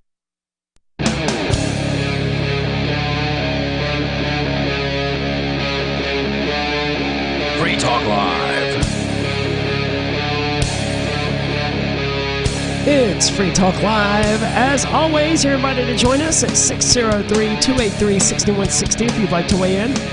Again, that's 603-283-6160. With you in the studio tonight, it's Aria. And Bonnie. And it's Ian. And I'm looking at some of this. We're probably not going to get into all of this tonight. We've been talking about Eric Voorhees and Shapeshift and the decentralized autonomous organization they've become.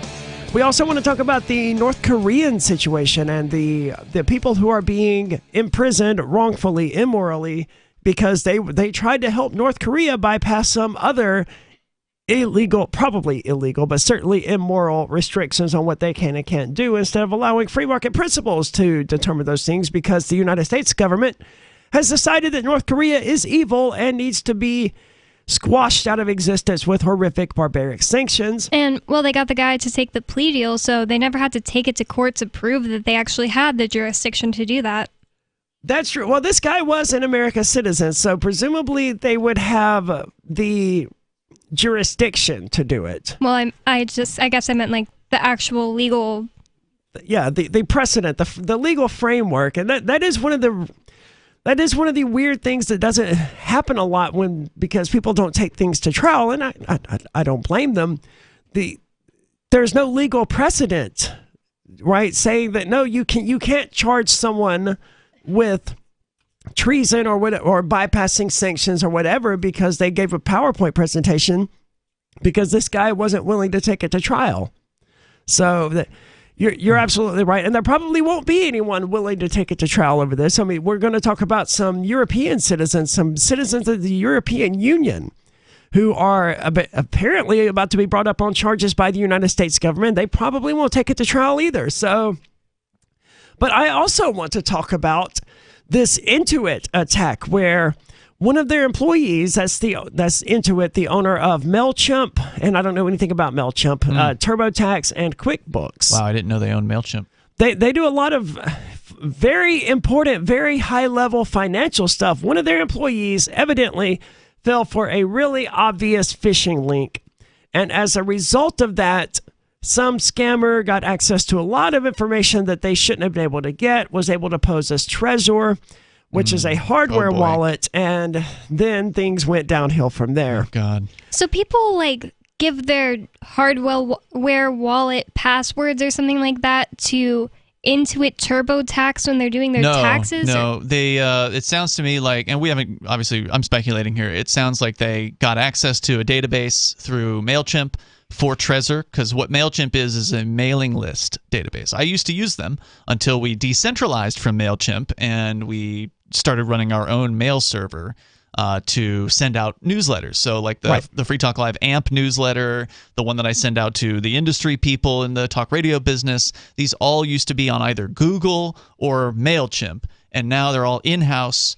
We have the databases in our server, and so any kind of breach of MailChimp would not really affect us in this case. It was something very similar to that, and we're going to get into the article, of course. But they ended up with basically a list of people who had they had reason to believe they had accounts with Trezor. Mm-hmm. They had purchased hardware wallets. So sounds like they ended up with Trezor's mailing list. Essentially, yeah. So they emailed these people. It's like, hey, you have an outdated version of the software. You need to go here and download this updated version, which was yes, a hack. So they malware. They typed their keys into this, or their recovery phrases into this thing, and gave the hackers all their Bitcoins. Yes. We're going to get into the details of that, but before we do, we have Major Payne calling from Michigan. Major Payne, you're on Free Talk Live. Hey, good evening. Hey, what's on your mind tonight? Evidently, the government is having a panic attack about old Elon Musk taking over Twitter, because they've decided to open their own board or bureau or some such thing of misinformation. Is this true? I was trying to verify this claim. I saw it passed around. I just heard it on the PAG show about an hour ago. Okay. One of the news blips. I'm figuring it's got to be true. It's out there. But the government is creating their own wing, board or bureau of misinformation, because they're scared what.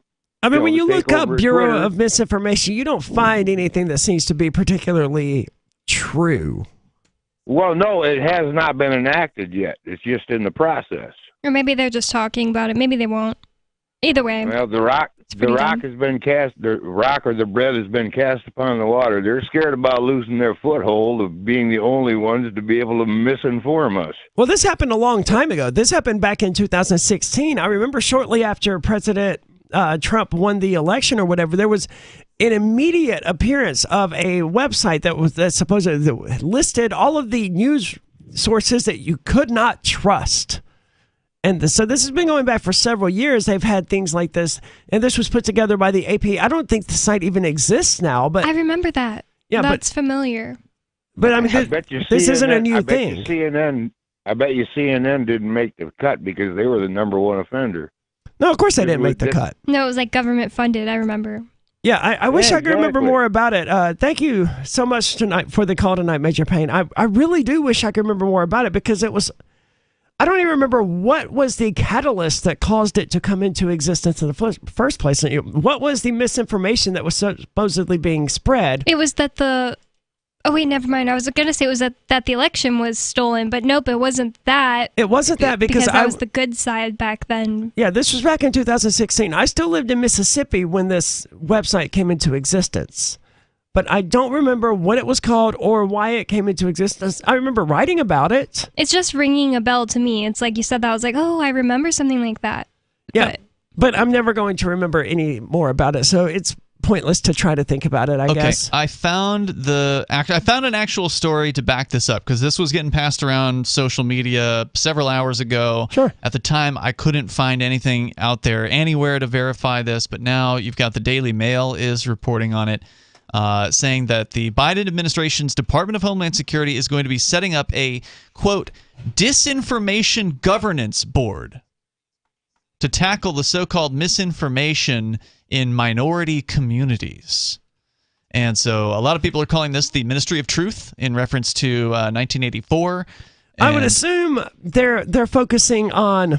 Okay, first of all, when a bunch of old white people get together and they say, we're going to come up with this new thing to protect minorities, I get concerned. Mm-hmm. Because historically, that's how you end up with things like the drug war and, the war on black Americans that's been taking place for the last however long, but at least the last 50 years as enacted by the United States government.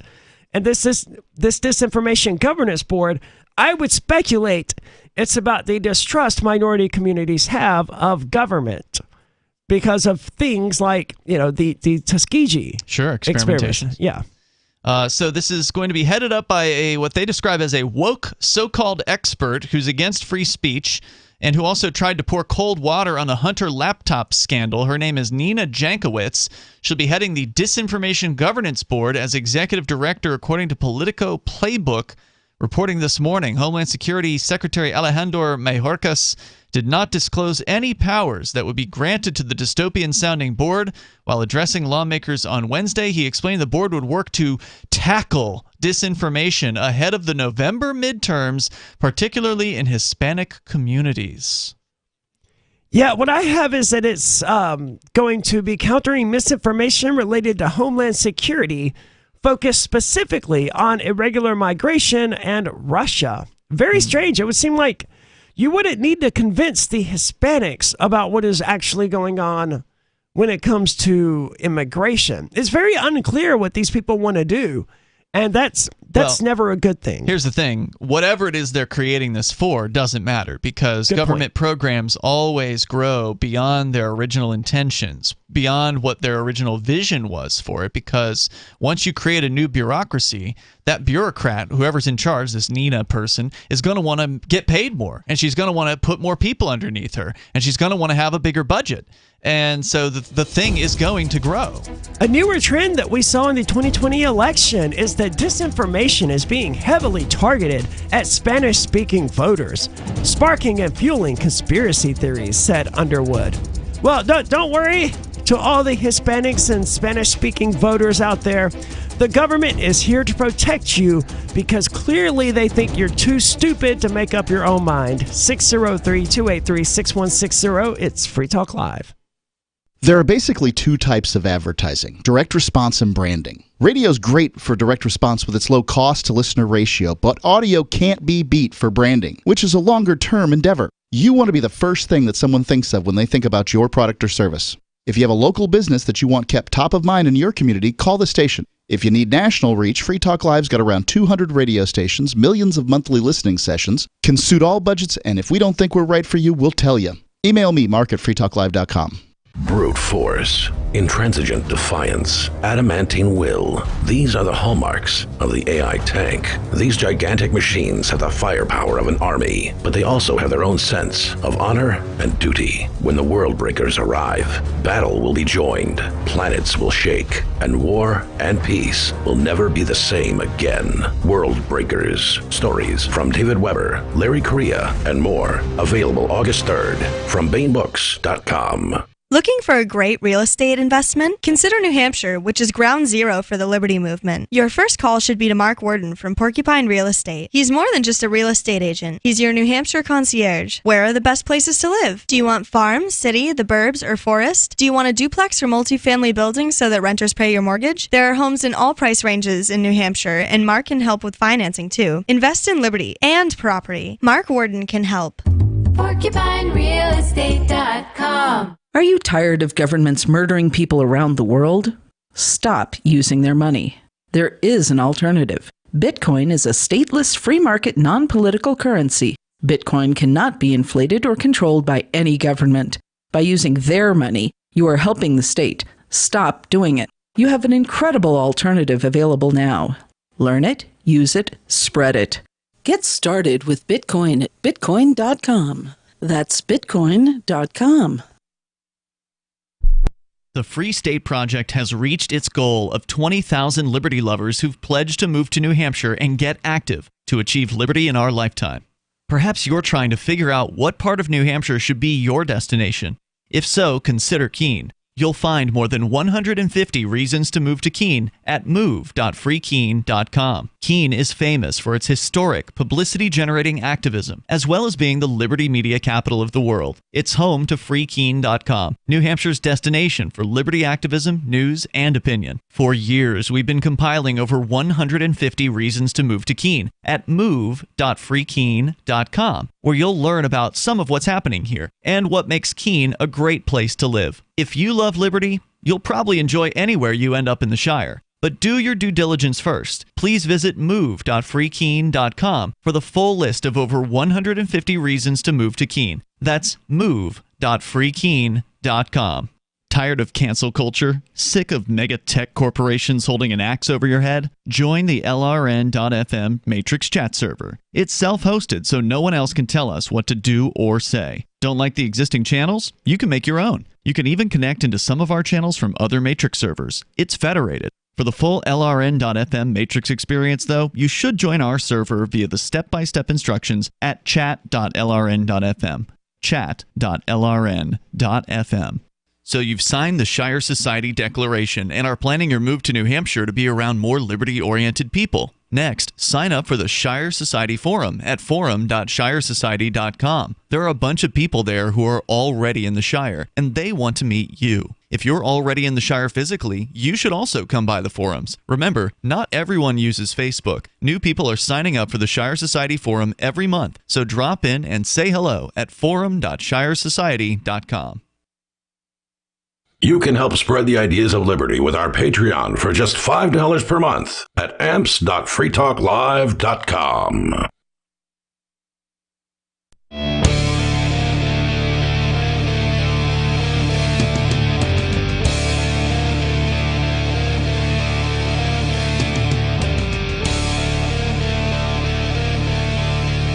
It's Free Talk Live, where, of course, you're invited to take control of the airwaves and talk about whatever is important to you.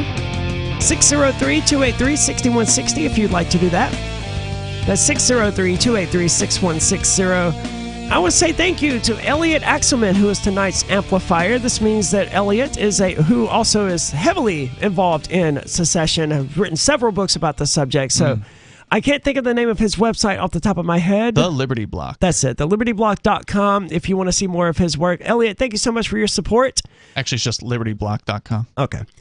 That means that Elliot is a member of the AMPS program. That's amps.freetalklive.com. If you like the show and you value the ideas of liberty and you want to help us reach a larger audience and show your support, all of that great stuff, the AMPS program is the best way to do that. That's amps.freetalklive.com. That will take you directly to our Patreon, where you can join for as little as $5 a month. That's all it takes. amps.freetalklive.com. We have Law Dog calling from Michigan, listening on WKHM. Law Dog, you're on Free Talk Live. Hey, thanks for taking my call, guys. Got the latest scoop from Miranda Devine on Hunter Biden and Joe and Eric Swalwell. He does Joe's taxes. Had a couple dozen visits to Joe Biden in the White House, and Joe Biden doesn't know anything about it. And he made deposits as pretty much an incestual business relationship with, a three-way deal here with Joe, Hunter, and this Swalwell guy. And the deliberations are in the grand jury. Two of Hunter Biden's former lovers, the baby mama down there at the strip club in D.C., has been subpoenaed, along with probably, I would think, Haley, his dead brother's widow that he was shacking up with. I understand that all of this sounds terrible, but it sounds to me like an episode of Friends or Melrose Place. Why should I care what these creeps and sex hounds and drug addicts are doing? Yeah, well, the grand jury cares, and they want to know who the big guy in my like that judge in New York said, you can get a grand jury to indict a ham sandwich. What a grand jury thinks doesn't really mean a whole lot in the United States. Uh-huh. Yeah, and that was from a actual state judge who said that, by the way. Yeah, they're looking to indict late May, early June. It's going to have to go to Lisa Monaco's desk, according to Miranda Devine. What makes you think that they're going to indict the son of the president? He's dirty. Why do you care? Well, I mean, they're all dirty, but what makes you think that he is going to be indicted? Why would you think that the Justice Department, who Joe Biden is the head boss man of, is going to go after their boss man's son? Well, it's not going to be Merrick Garland. It's going to be Lisa Monaco. I don't know who ABC bureaucrat is versus another one. I mean, they all work for the same guy, dude. Does Lisa Monaco work for Joe Biden?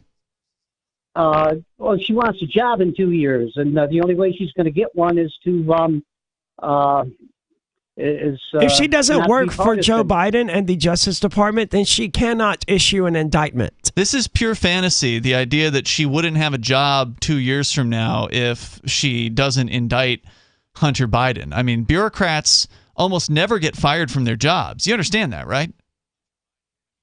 Well, Garland can't handle it because he... I don't Thank care you so who much Garland for the call is. tonight, dude. I was hoping you were going to actually answer that very simple yes or no question with a yes or no instead of jumping off into one of these other people we don't really care about. For people like that, it's all about the personalities. Those people believe that, oh, well, Ms. Merrick Garland, who, I don't know, is like the Attorney General or something like that, one of these Department of Justice characters, oh, well, he or she, I don't even know if it's a man or a woman, this person is, they're going to go get him, or the other guy's going to get him because he's with Trump and they're with this person over here. And it's like, no, the bureaucracy stays the same, bureaucrat or president to president. Look at Fauci for a perfect example of somebody who has just been a mainstay character throughout different generations, basically, at this point. That man has been a professional bureaucrat in Washington, D.C. for decades, and he's not going anywhere. It doesn't matter how upset you are about him. It's so rare that any bureaucrats will actually be fired. There has to be a serious scandal, and I understand the conservatives believe that Hunter Biden is a serious scandal. The guy smokes crack. Why? Who cares? He's having sex with girls or whatever who he shouldn't be touching. They're too young for him. There's all kinds of but there's all kinds of like dirty stuff with this guy. But he's the son of the president. Yeah, he's not going to get indicted. They can't even indict Trump, and he's not even the president anymore. Yeah. He's the former president opposed to the current president. I heard he's being held under contempt of court currently, though, and I thought that was pretty interesting. By a state-level judge, not a federal one. And they don't put him in jail. It's like he has... No. So, he's not in jail the rest under of us consent. go to jail under contempt. Yeah, he's just having to pay some amount of money each day or something. Well, it's a $10,000 per day fine, and he's appealing it, so...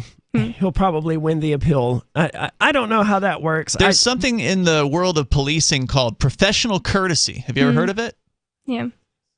I think so, but... Do you know what it is? Like if a police officer gets pulled over and she's off duty, but she's driving drunk, she'll ask for a professional courtesy to like, don't give me a DUI. Yeah, well, you don't even have to ask. As long as they know you're a cop, they'll basically give you a pass. Now, that doesn't mean they're going to let you get back behind the wheel as you're drunk or whatever, but it might mean they'll drive you home instead of drive you to the station and book you. If you are a cop, you get what's called professional courtesy. And if you don't think professional courtesy is given between different presidential administrations, especially to their family members, you're in a delusional state.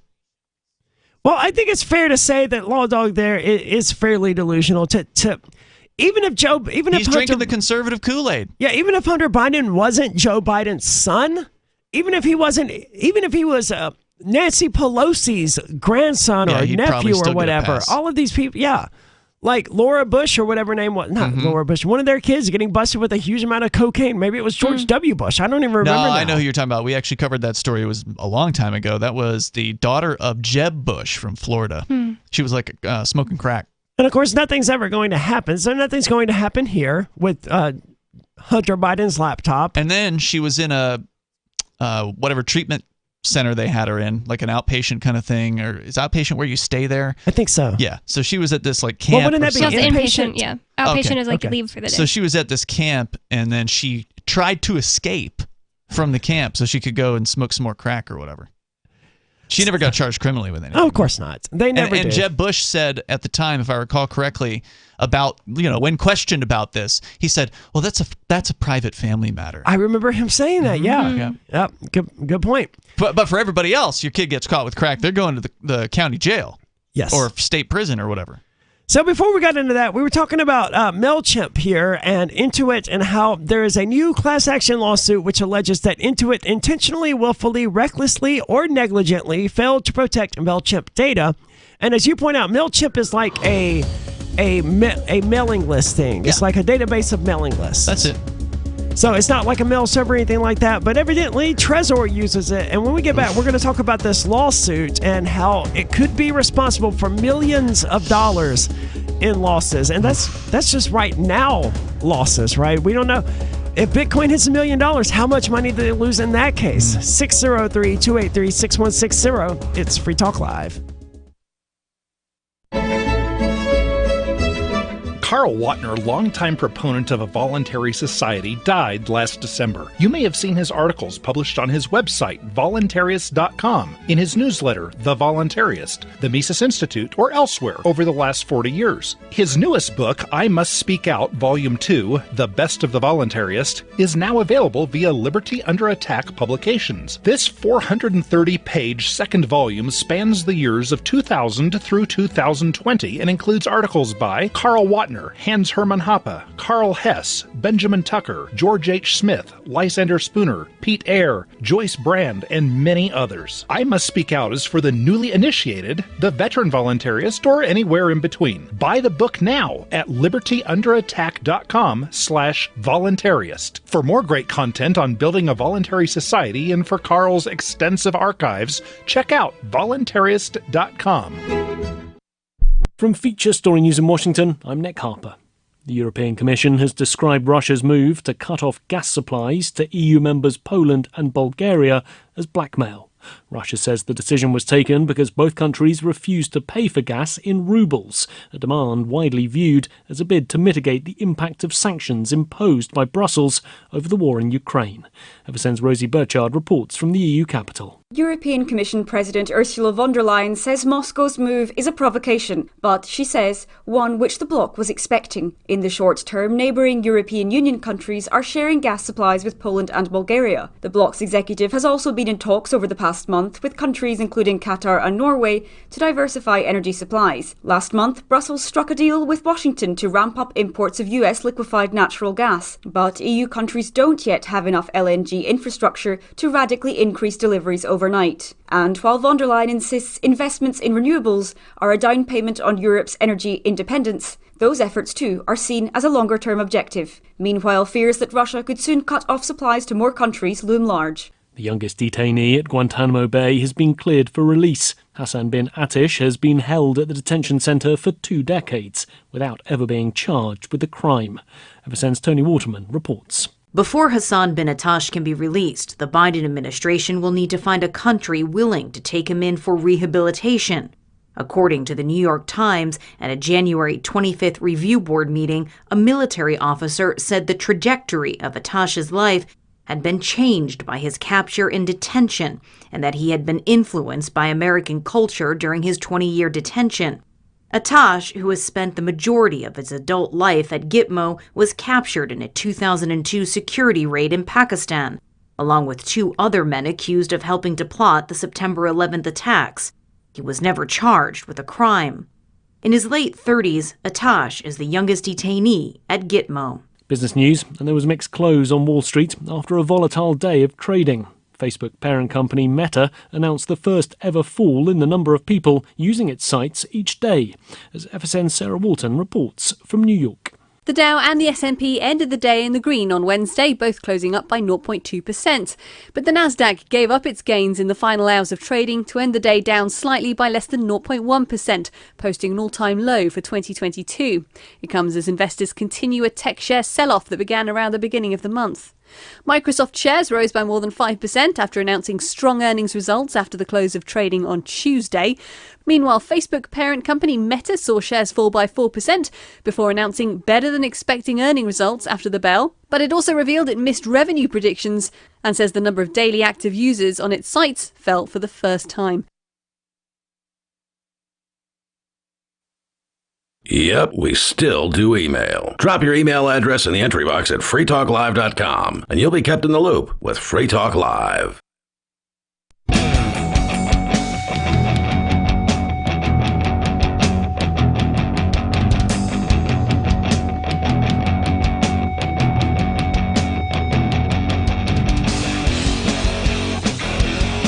It's Free Talk Live, where you can join us, 603-283-6160 if you would like to weigh in.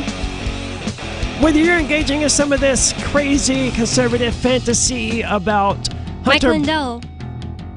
Who's that? He's going to prove that Trump actually won the election because the voting machines in Arizona, Mike Lindell is going to go after them all. He's the MyPillow guy. He was predicting that Trump was going to actually get secretly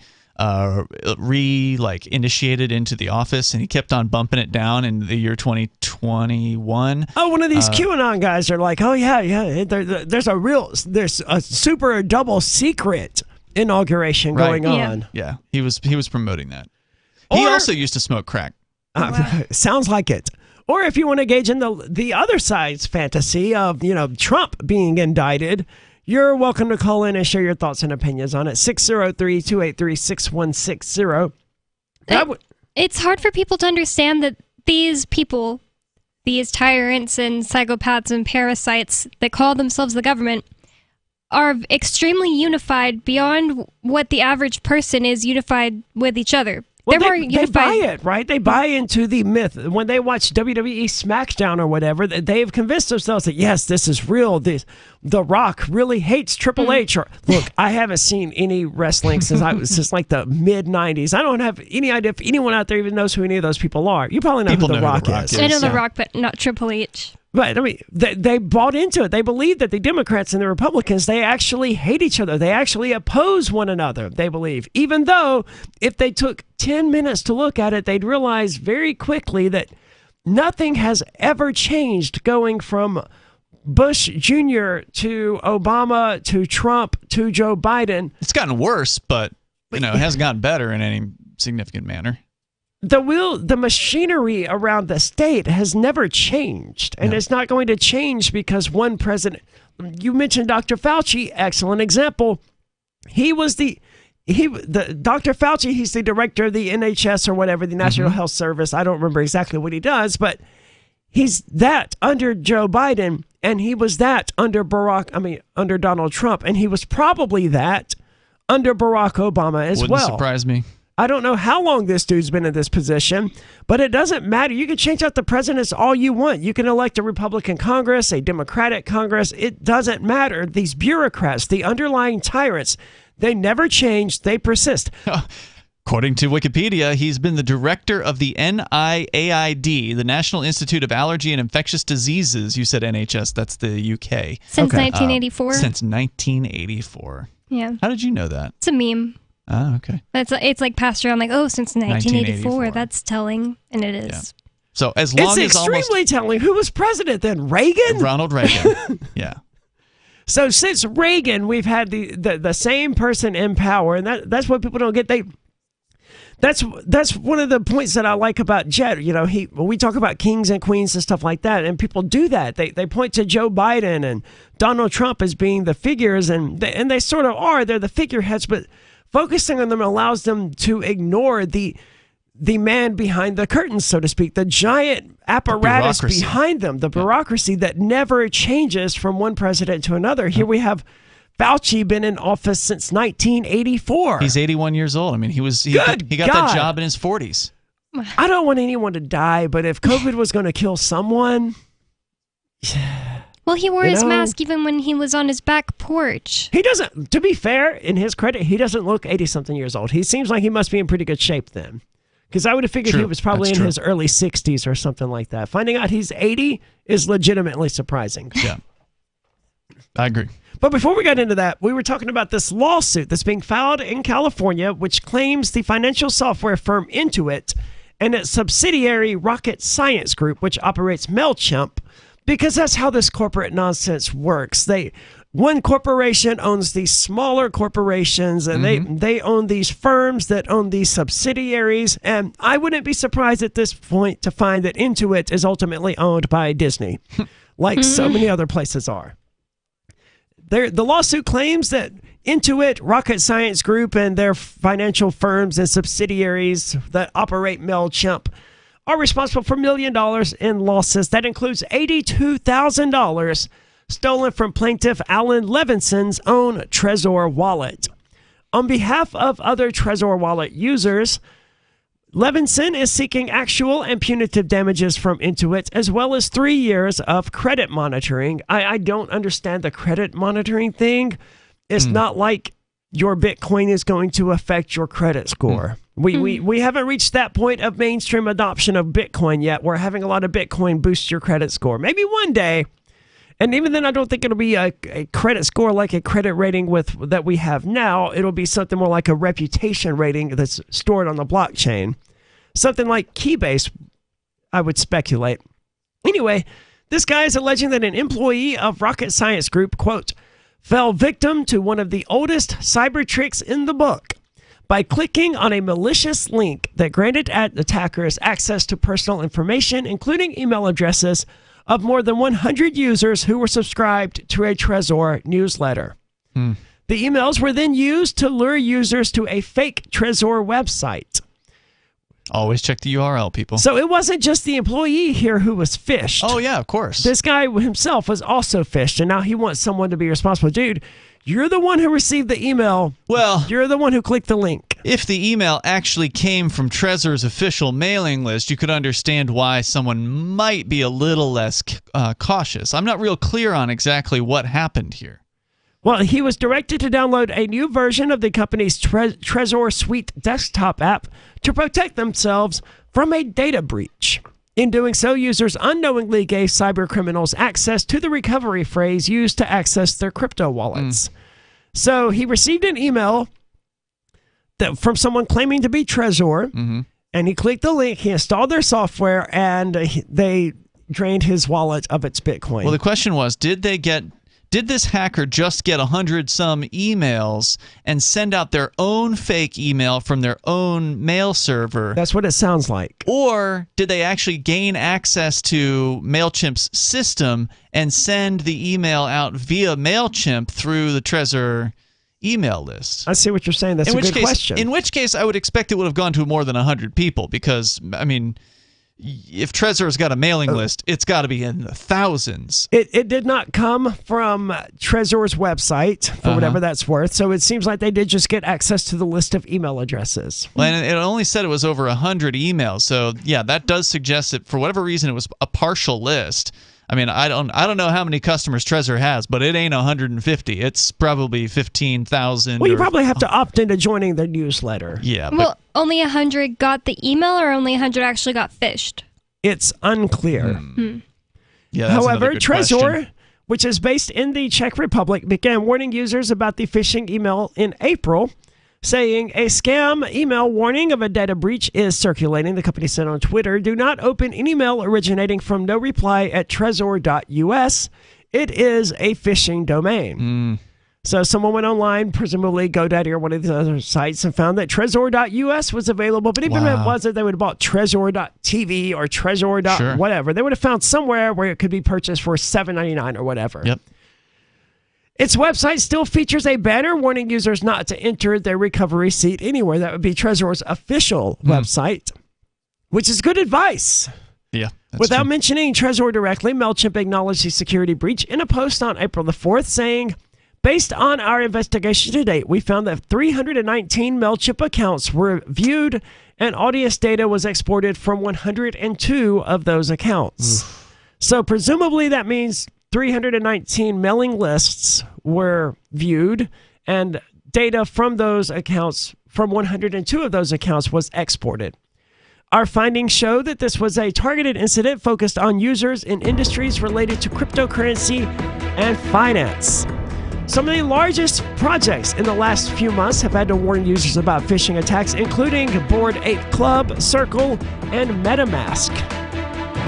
Coming up, though, we're gonna try to cover the story about these North Koreans and their ability to bypass sanctions made possible by good people who want to help them. 603-283-6160. This is Michael Dean from the Freedom Fiends. I've run websites since 1996 and have used over a dozen web hosts in that time. AgristHosting.com is the only one that hasn't broken my heart. Agrist Hosting's uptime and service is stellar, and their DDoS mitigation is the best I've seen. That's important because if you tell the truth in this world, you'll ruffle feathers. And some people will try dirty tricks to silence your voice. No matter what the haters hit us with, Agrist Hosting keeps our websites online. If you have a mission-critical commercial presence or a world-changing activism site, you cannot tolerate any skullduggery. So go with agristhosting.com. Have a WordPress or blog site, but you're not satisfied with performance or uptime? Or just want raw hosting? Want to pay with Bitcoin? Agrist Hosting specializes in high-performance hosting with personalized service. Go to agristhosting.com and click on the button that says Get Hosted. That's agristhosting.com. The new 4th edition of Healing Our World, The Compassion of Libertarianism will take your understanding of liberty to a deeper level and has over 1,300 updated references, new cartoons, and a foreword by Dr. Ron Paul. With discounts for multiple book purchases, the 4th edition of Healing Our World is a great gift for the liberals, pragmatists, environmentalists, and Christians in your life who think libertarianism is cold-hearted. Get yours today at healing.freetalklive.com and use promo code FTL for a $5 discount. If you want to know the latest about Free Talk Live before we go on the air, all you need to decide is how you want it delivered. It's your choice. Visit news.freetalklive.com to receive our usually weekly news updates by email. Plus, we have a Twitter account at twitter.freetalklive.com, and you can follow us on the decentralized Mastodon platform at toot.freetalklive.com. So please follow us at toot.freetalklive.com and sign up for our emails at news.freetalklive.com.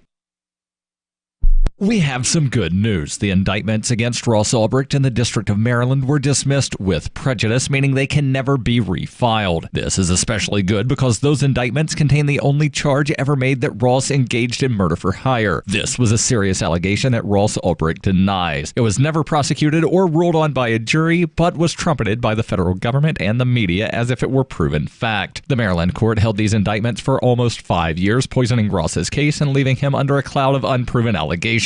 As explained in Ross's appeal to the Supreme Court, the fact that the judge used these allegations to give Ross a draconian sentence of double life without parole violated his Sixth Amendment right to a jury trial. Judges are required to issue sentences based on convictions decided by a jury, not unproven allegations never even charged at trial. Although this is a positive development, the dropped indictment will not set Ross free. Now, a presidential pardon is Ross's only hope of freedom. Sign the petition at freeross.org. freeross.org. There are lots of ways to listen to Free Talk Live. Our podcast has been around since podcasts began, and now the FTL feed is loaded with content besides our full show archives. Did you know that we make it easy for you to customize your podcast subscriptions? We have different feeds, one that includes only our full shows, one with just the Daily Digest, and our main feed that includes everything. You decide what you listen to. It's quick and easy to customize your feeds at feeds.freetalklive.com. That's feeds.freetalklive.com.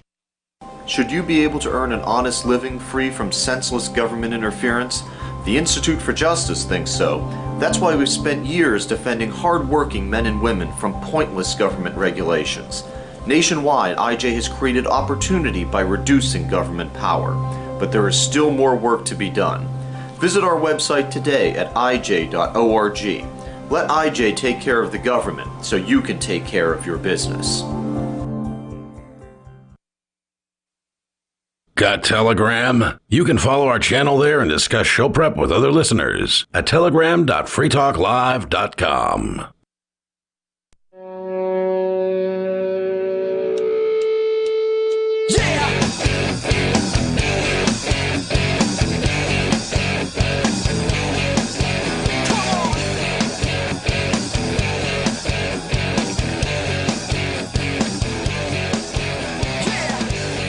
It's Free Talk Live. Unfortunately, you're out of time if you want to join us for the most part. But we will be here same time tomorrow. You can join us in the meantime over on a social media server. You can find that at social.freetalklive.com.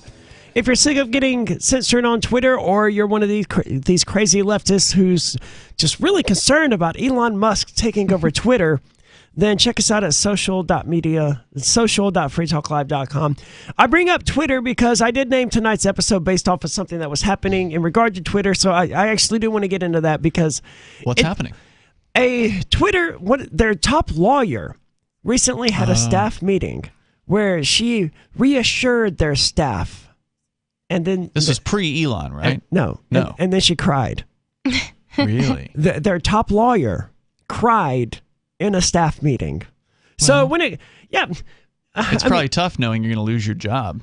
Well, people are allowed to cry, but I don't expect that sort of behavior from professionals. It's not very professional. No, that's true. So Monday was an emotional... But these are a bunch of woke leftists who are constantly talking about safe spaces. Did you hear the leaked audio from the Twitter meeting earlier this week? No. Yeah, apparently some audio leaked. It was like 45 minutes, but somebody clipped it down to 55 seconds or whatever, and it's the CEO talking about how Twitter's supposed to be a safe space and the blah, blah, blah, safe space, this and that. So those are the kind of people that are running the company. They are. I did see a graph that showed that something like 98% of donations from Twitter employees to political campaigns were to Democrats. Oh, that figures. Yeah, it does. So Monday was an emotional day at Twitter. Shortly after billionaire Elon Musk bought the powerful social media platform, top Twitter lawyer Vijaya Gadde called a virtual meeting with the policy and legal team she oversees to discuss what the new ownership could mean for them. She cried during the meeting as she expressed concerns about how the company could change, according to 3 people familiar with the meeting. It's just that some people might want to say something, and we won't be able to block them from the internet from saying it. They are tremendously concerned about that, right? Because they could just block conservatives, but that's not good enough for them. Or, whatever political ideology these people, in my experience, is largely conservatives being, blocked on Twitter or banned from Twitter. It's not enough to just block them. They specifically want to deny them the ability to use Twitter at all. They don't want they don't want to disagree with their message. They don't want to be able to block their message. They want to keep them from being able to spread their message. So this attorney acknowledged that there are significant uncertainties about what the company will look like under Musk's leadership. Twitter spokesperson Trenton Kennedy said that Gadde became emotional when discussing her team's impact and the pride she feels in them, which is a different thing, and that's far more understandable. But other people who were actually in the meeting, according to 3 people familiar with the meeting, said that she was crying as she expressed concerns about how the company could change. Sources confirmed that she spoke at length about how she is proud of her team, and she offered them encouragement, urging them to keep striving to do good work at the company. It sounds like she expects to be gone. Gadde, who has worked at Twitter since 2011, is the key executive charged with overseeing Twitter's trust and safety, legal, and public policy functions. She is seen internally as Twitter's moral authority and the executive tasked with handling sensitive issues like harassment and dangerous speech. So I could understand why, if she's the attorney who's in charge of their Twitter's trust and safety and their public policy functions, and wasn't Elon Musk tweeting about Donald Trump and Truther recently, pointing out that, the reason that Truther is beating Twitter on the Apple Store, is because Donald Trump was banned from. This is a direct result of Twitter's own actions. That's true. And I don't think it's particularly notable that, Truther or whatever it's called is beating. Truth Social. Yeah, is beating Twitter on the Apple Store because Twitter is crushing Truther on Google Play. Truth doesn't exist on Google Play. That's why it's getting crushed. I don't know if it's fair to say that they're crushing them, given they can't even compete. And that's just new downloads anyway, right? Like, I'm sure Twitter has more downloads in history. Yeah, it's over a certain time frame. I don't know what time frame it looks at. I don't know if it's Trump, the last week or... Is Trump actually truthing? Truthing? No, not yet.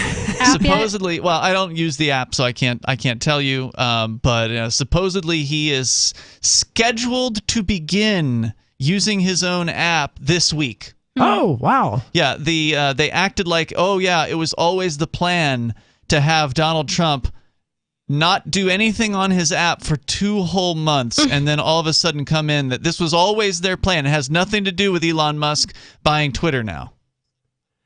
It would have been very easy for them to set him up with like a Telegram channel and that automatically posted his stuff to Truth Social or whatever it's called. Or you mean if he couldn't figure out his own website? Yes. Okay. It would have been very easy to set something like that up. By the way, Elon Musk joked that Trump's thing should have been called Trumpet. instead of Truth Social. I saw that. He's not wrong either. That is much more clever. You know, Christians always point out that Trump sounds like trumpet because they talk about the part in the Bible where trumpets will sound. Oh my God. And they'll be like, and that's referencing his name. I've never heard a Christian say that. I'm not surprised. I'm really not. I mean, these people will grasp at straws. There's a great clip, too, of Donald Trump himself trying to say Truth Social to an audience, like while he's speaking at a podium, and he can't get it out. What is what is he saying? He just butchers it. I don't remember how he butchers it, but he just totally butchers it. Truth Social. He probably has no idea what it's called because he's never used it. Right. He's never truthed on it. What is truth? Is that what they really call it? When It's bad. Yeah, it's really bad. It's not a good one. No, trumpeted would make a lot more sense. And then they could have stolen It's still awkward though. It's still They could have stolen toot. It could be trumpet, the site, and then every time you post, it's a toot. Yeah, that's a good point. See, I was never a big fan of toot. I don't like that either because it's like what moms say to little kids, like instead of saying a dirty word. Yeah. That's why I was never a big fan of it. But I mean, you got to call it something, right? It sounds like a fart, but it's supposed to be the sound an elephant makes with its. Which is really bad. Because the elephant is mastodon. Oh, okay, that makes sense. They should have done roar anything. I don't know.